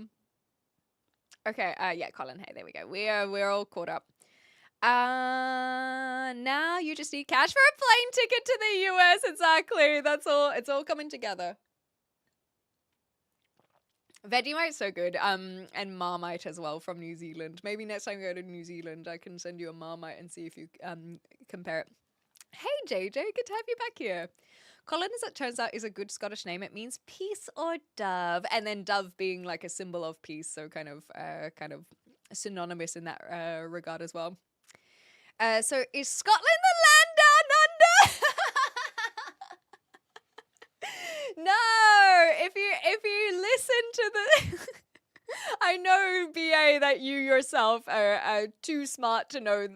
I know that you know that that's not what the song meant, but I also know that you know that I have to explain it for those who don't know.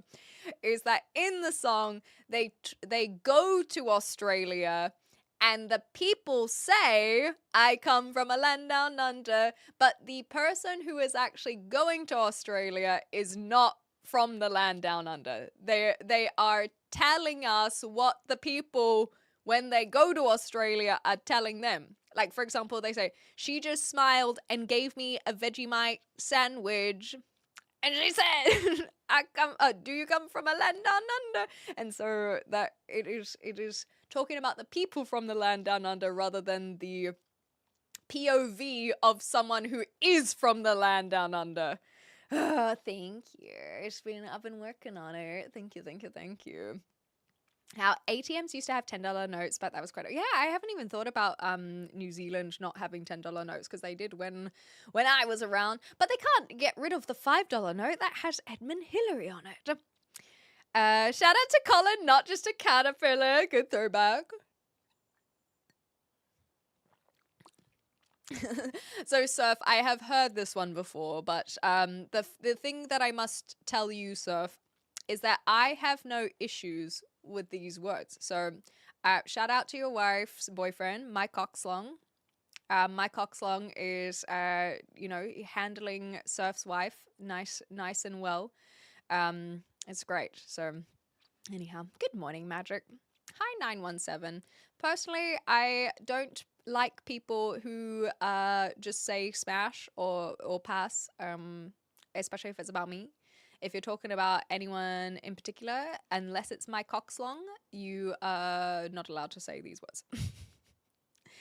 My cockslong, nice name. Mine is suck my dick. I love her. That's like foreign. Where's that from? Is that like Eastern European or something animations? And a land down under, the guy is in Bombay and such. Oh, yes, that's a good. Bombay. Crap, I have to analyze all the lyrics now. He's a pretty cool guy. He sounds like a good guy. I like your PFP. Thank you. I mean, I'm assuming you mean me, JJ. I like my PFP as well. I think it's very nice. We should listen to the Land Down Under but Trading. Yeah, that sounds good. That can be what I chuck on when I go to the bathroom. My name is Have a Nice Day. Oh, that's too sweet. It's Greek. Good point. Good point. I'm from New Zealand, where I am from. However, we are going to migrate over to some Red Dead Redemption. So if you guys are watching on YouTube and you want to come hang out and play some Red Dead Redemption 2 with us, you're more than welcome to. I just don't stream it on this channel. So you have to watch it either on XClem Plays YouTube channel or over on Twitch. I recommend coming to Twitch to watch it because that is where you can participate in the live chat. I have live chat turned off on the YouTube. But that's just a little heads up. And if you have enjoyed yourself, consider subscribing and we'll see you next time I stream. I don't think I'm going to stream tomorrow, admittedly. I think I'm just going to take the day off for myself. But I should be back on the weekend as well. Yeah, you're so fine, JJ. You're good. Thank you. Anything else? Anything else? Yeah, we're in chapter 6. We're almost at the end of it, Magic. So I think I'm starting to understand what the title is, but at the same time, considering this is like Red Dead 2, it doesn't quite work. So my assumption, especially seeing how he's been navigating chapter 6, is that he's trying to redeem himself before he dies. I don't think that don't spoil this for me. I'm just giving you my thoughts. I don't think Arthur's actually going to survive. I think he is trying to like have that redemption of arc before he finally passes away. Yes, of course, Ian. Thank you though for hanging out. So that's my guess. That's my theory. But the reason why I would be willing for it to prove me wrong is because I know that Red Dead Redemption 1 with John Marsden, I don't know the story about that one. And because that title existed before Arthur Morgan's title, I'm like, do they have two characters just die at the end of their games? It's a possibility. Or is John is the redemption because of Arthur, but Arthur didn't exist until the second one, even though it is a prequel to the first one. So there are still some missing puzzle pieces. But that's kind of my theory crafting. Yes, I think I would enjoy it, but it was Sekiro that was on sale on the Steam sales. Let me have a look if if it is on the summer sale at the moment. Maybe you're on. Maybe that's the way. Ghost, but I do have, because I think Ghost of Tsushima is a. Oh no, it is on Steam as well. I thought it was PlayStation only, but it is 40% off. But I think knowing that I probably won't play it anytime soon, that doesn't quite make me want to purchase it. I'd have to see what it is on PlayStation. Maybe I'll be able to get it there. Yes, yeah. So Clemputer is not the one to watch Red Dead. Sorry. Yeah, that's just the bot. Yeah, I played Elden Ring and I also played Demon's Souls. So at some point I would love to go through the Dark Souls series. Because I enjoyed both the Elden Ring and Demon's Souls, even though I was hitting my head against a wall with Demon's Souls. And so I think I would enjoy Ghost of Tsushima for that similar reasoning. And it's just beautiful. But I know that I won't be playing it for a while is all. I actually have had Witcher 3 for about... Oh my gosh. Oh, sorry. Smash that ATM withdrawal button. Thank you. Truly, that is really... I've been getting really emotional when it comes to people's donations at the moment. So thank you. It really does go a long way. Thank you. I all I can say is thank you. Just truly, it means a lot that you want to support me, and it's. It's like imposter syndrome, I think. Anyway, just thank you. I'm trying. If I say anything else, I will cry. Okay. On The Witcher 3, I have had The Witcher 3 in my library for, I think, 5 years minimum. I bought it a long time ago, and I just haven't gotten around to playing it. So not when it first was released, obviously, but I definitely bought it many years ago and just haven't played it. So I would love to do that at some point. I was thinking that maybe when the DLC comes out, that could be a good time. Trend chasing, if you want to call it that. That's kind of, but it's just. I mean, there's no point in me dancing around it. I do think that it would be an advantageous time on Twitch to live stream it. Similar, like when I played Elden Ring was when not Night Rain. What's the DLC for Elden Ring? It is Night Rain is the online one. Was it? Anyway, when the DLC for Elden Ring came out is when I played Elden Ring. So that was just a good time for me to jump on it. So I think I'd do something similar with Witcher 3. Because I do think I would enjoy it. Yes, that's the one. Thank you, Schmick. That's what that one. See you later, JJ. Thanks for hanging out. I thought you escaped the reaper. Okay. Point being, I don't need to buy Witcher 3. I don't think I'll worry about the DLC though. I'd rather stick to the base. Finish 2 first. Might actually have a spoiler about 1 if they are connected. Okay, thanks, Ron. And thank you so much, Blaster. Thank you. Wife. Like Red Dead Only Samurai. Gotcha, cheers. And Andy, hello. Clemny's Mecha Chameleon so she can play with some community members. I have no interest in Mecha Chameleon. I know people are loving it, but it's just, I am not a group, like, multiplayer person whatsoever. It is not my vibe, but I'm glad people are enjoying it. What is going on, guys? Cry bish. No, I don't want to cry. Stop!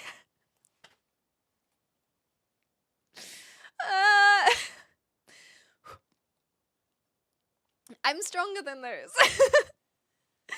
I'm stronger than those. Thank you, BA. Thank you so much. I can withdraw so many $20 increments now. I don't even know what I'm gonna do with this money. Yeah.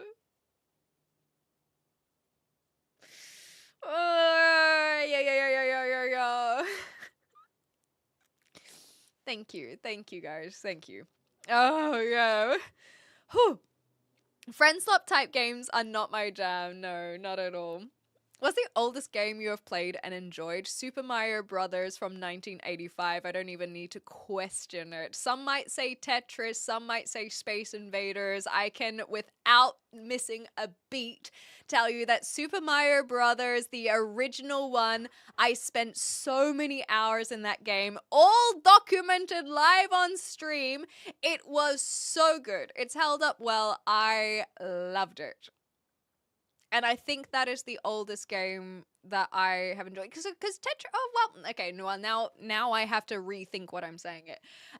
Is that I do enjoy Tetris, and I think Tetris is technically older than that. Space Invaders, would I enjoy it if I play it? Probably. Would I enjoy Pong if I played it? Probably not. I would have to... Because with the what? Thank you for the $1. I'm still broke from last time. Well, thank you so much for giving your final $1 to me. I don't know. I will do something with it that will have it in better hands than your broke hands.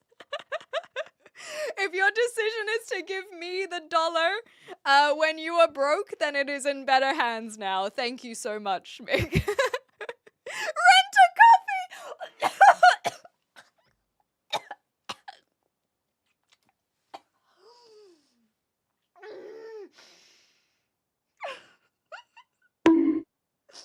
Oh my god, that sent me!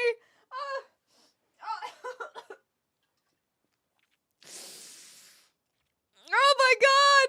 Rent a coffee! What the frick? That's so funny! Holy crap! Oh, I'm delirious now. Ugh. Rent a coffee! I'm gonna use that one. Very true, see, mama. And so I think of it of like, what is the oldest game I have played? Full stop. And did I enjoy it?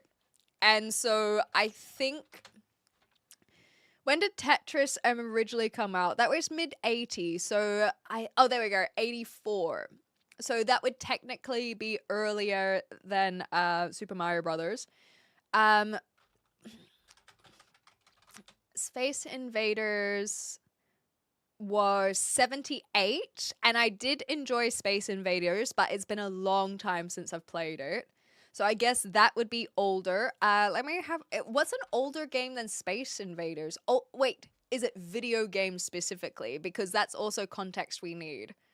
Because Dungeons and Dragons, how old is that? Wait, how old is Monopoly?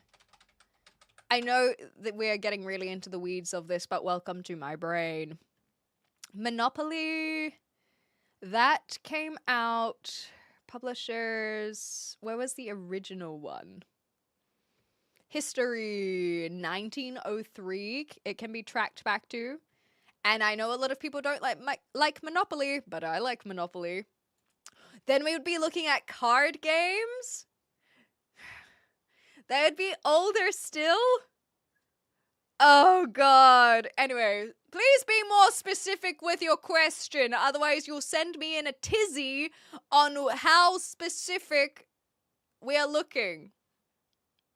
Because I made the assumption that it was video game. Stop. How are you gonna rent a coffee?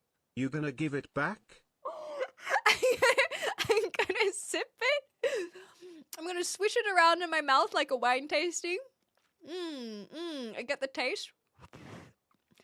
And then I will spit it out. Because if I were to consume said coffee, and then all of the quote-unquote nutrients, the caffeine, would dissipate into my body and blood cells or whatever, that will become a part of me forever and permanently. And therefore, I am not allowed to consume the coffee because that would now be theft. Because I will have a part of that coffee Yeah, it would violate coffee TOS, exactly. So I'm basically paying for the taste. The coffee that I'm renting is for the taste, and then I can spit out the coffee. And should I consume any of that, then I'm pirating. But thank you for another $20. It's still yeah. I'm trying to like be casual. I really am, but it's starting to overwhelm me. Even though you show up. I just want to say thank you to Anita Hardcock, Barry McCockina, Testicle, Sandy Crack, Huge Asshole, Willie Stroker, Clitoris, and Kiwi Man. I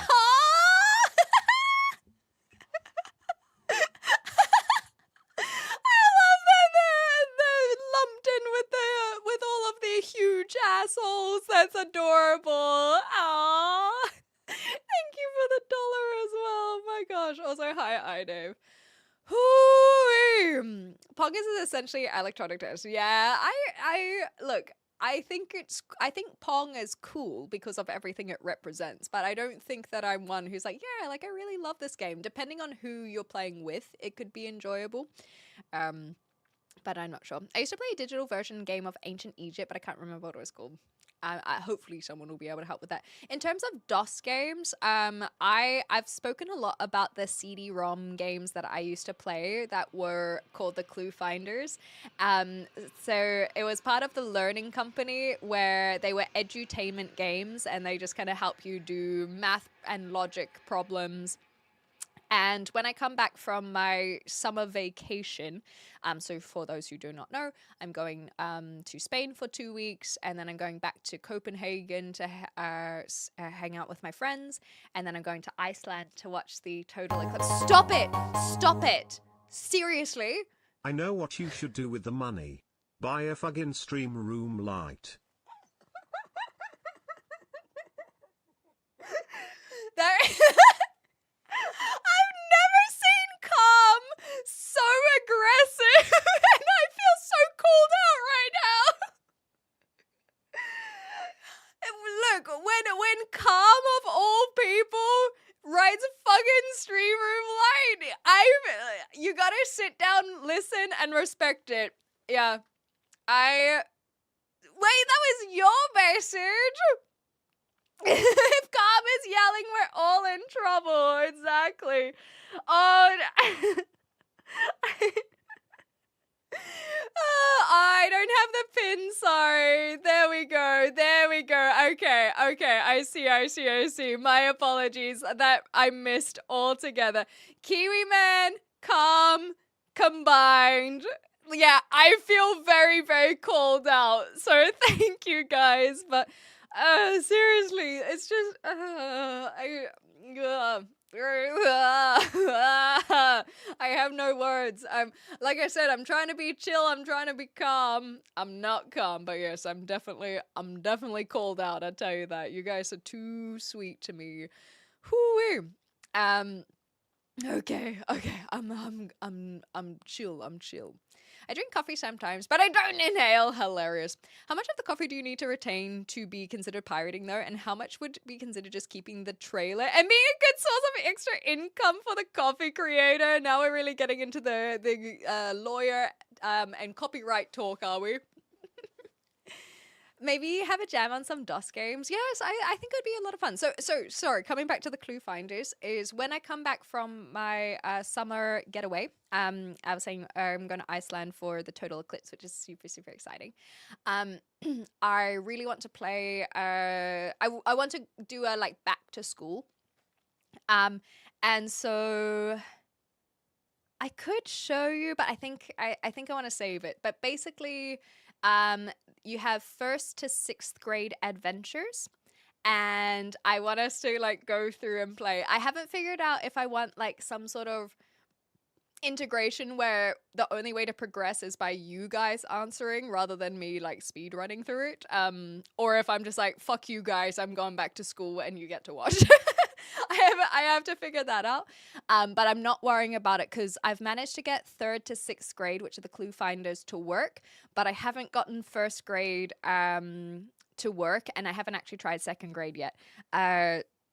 it loads, but no sound plays. So I haven't figured out where the sound is routing. But I can play 3rd to 6th grade, so I'm gonna try and work on that. Hi Okami, good to see you. I mean, a physical game that was played in ancient Egypt. Oh, okay. So almost like a chess equivalent, or checkers, or one of these really ancient games. And then but in ancient Egypt, pushing the stones around.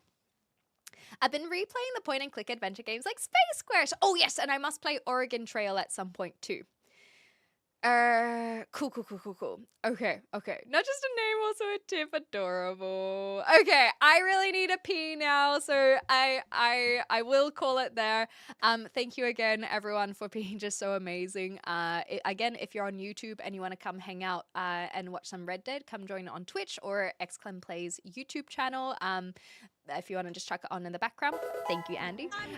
Yeah, I really need a pee. So what I'm going to do is I'm going to turn off the YouTube stuff. I'll play some music for those who are on Twitch, and I'll be back very shortly. But thanks again, everyone. Like I said, if you've enjoyed yourself on YouTube, consider subscribing, consider following on the other socials. Go like and comment on the stuff that I post because it helps go a long way and it's a free way to do so. Okay. That's all. Thanks, YouTube.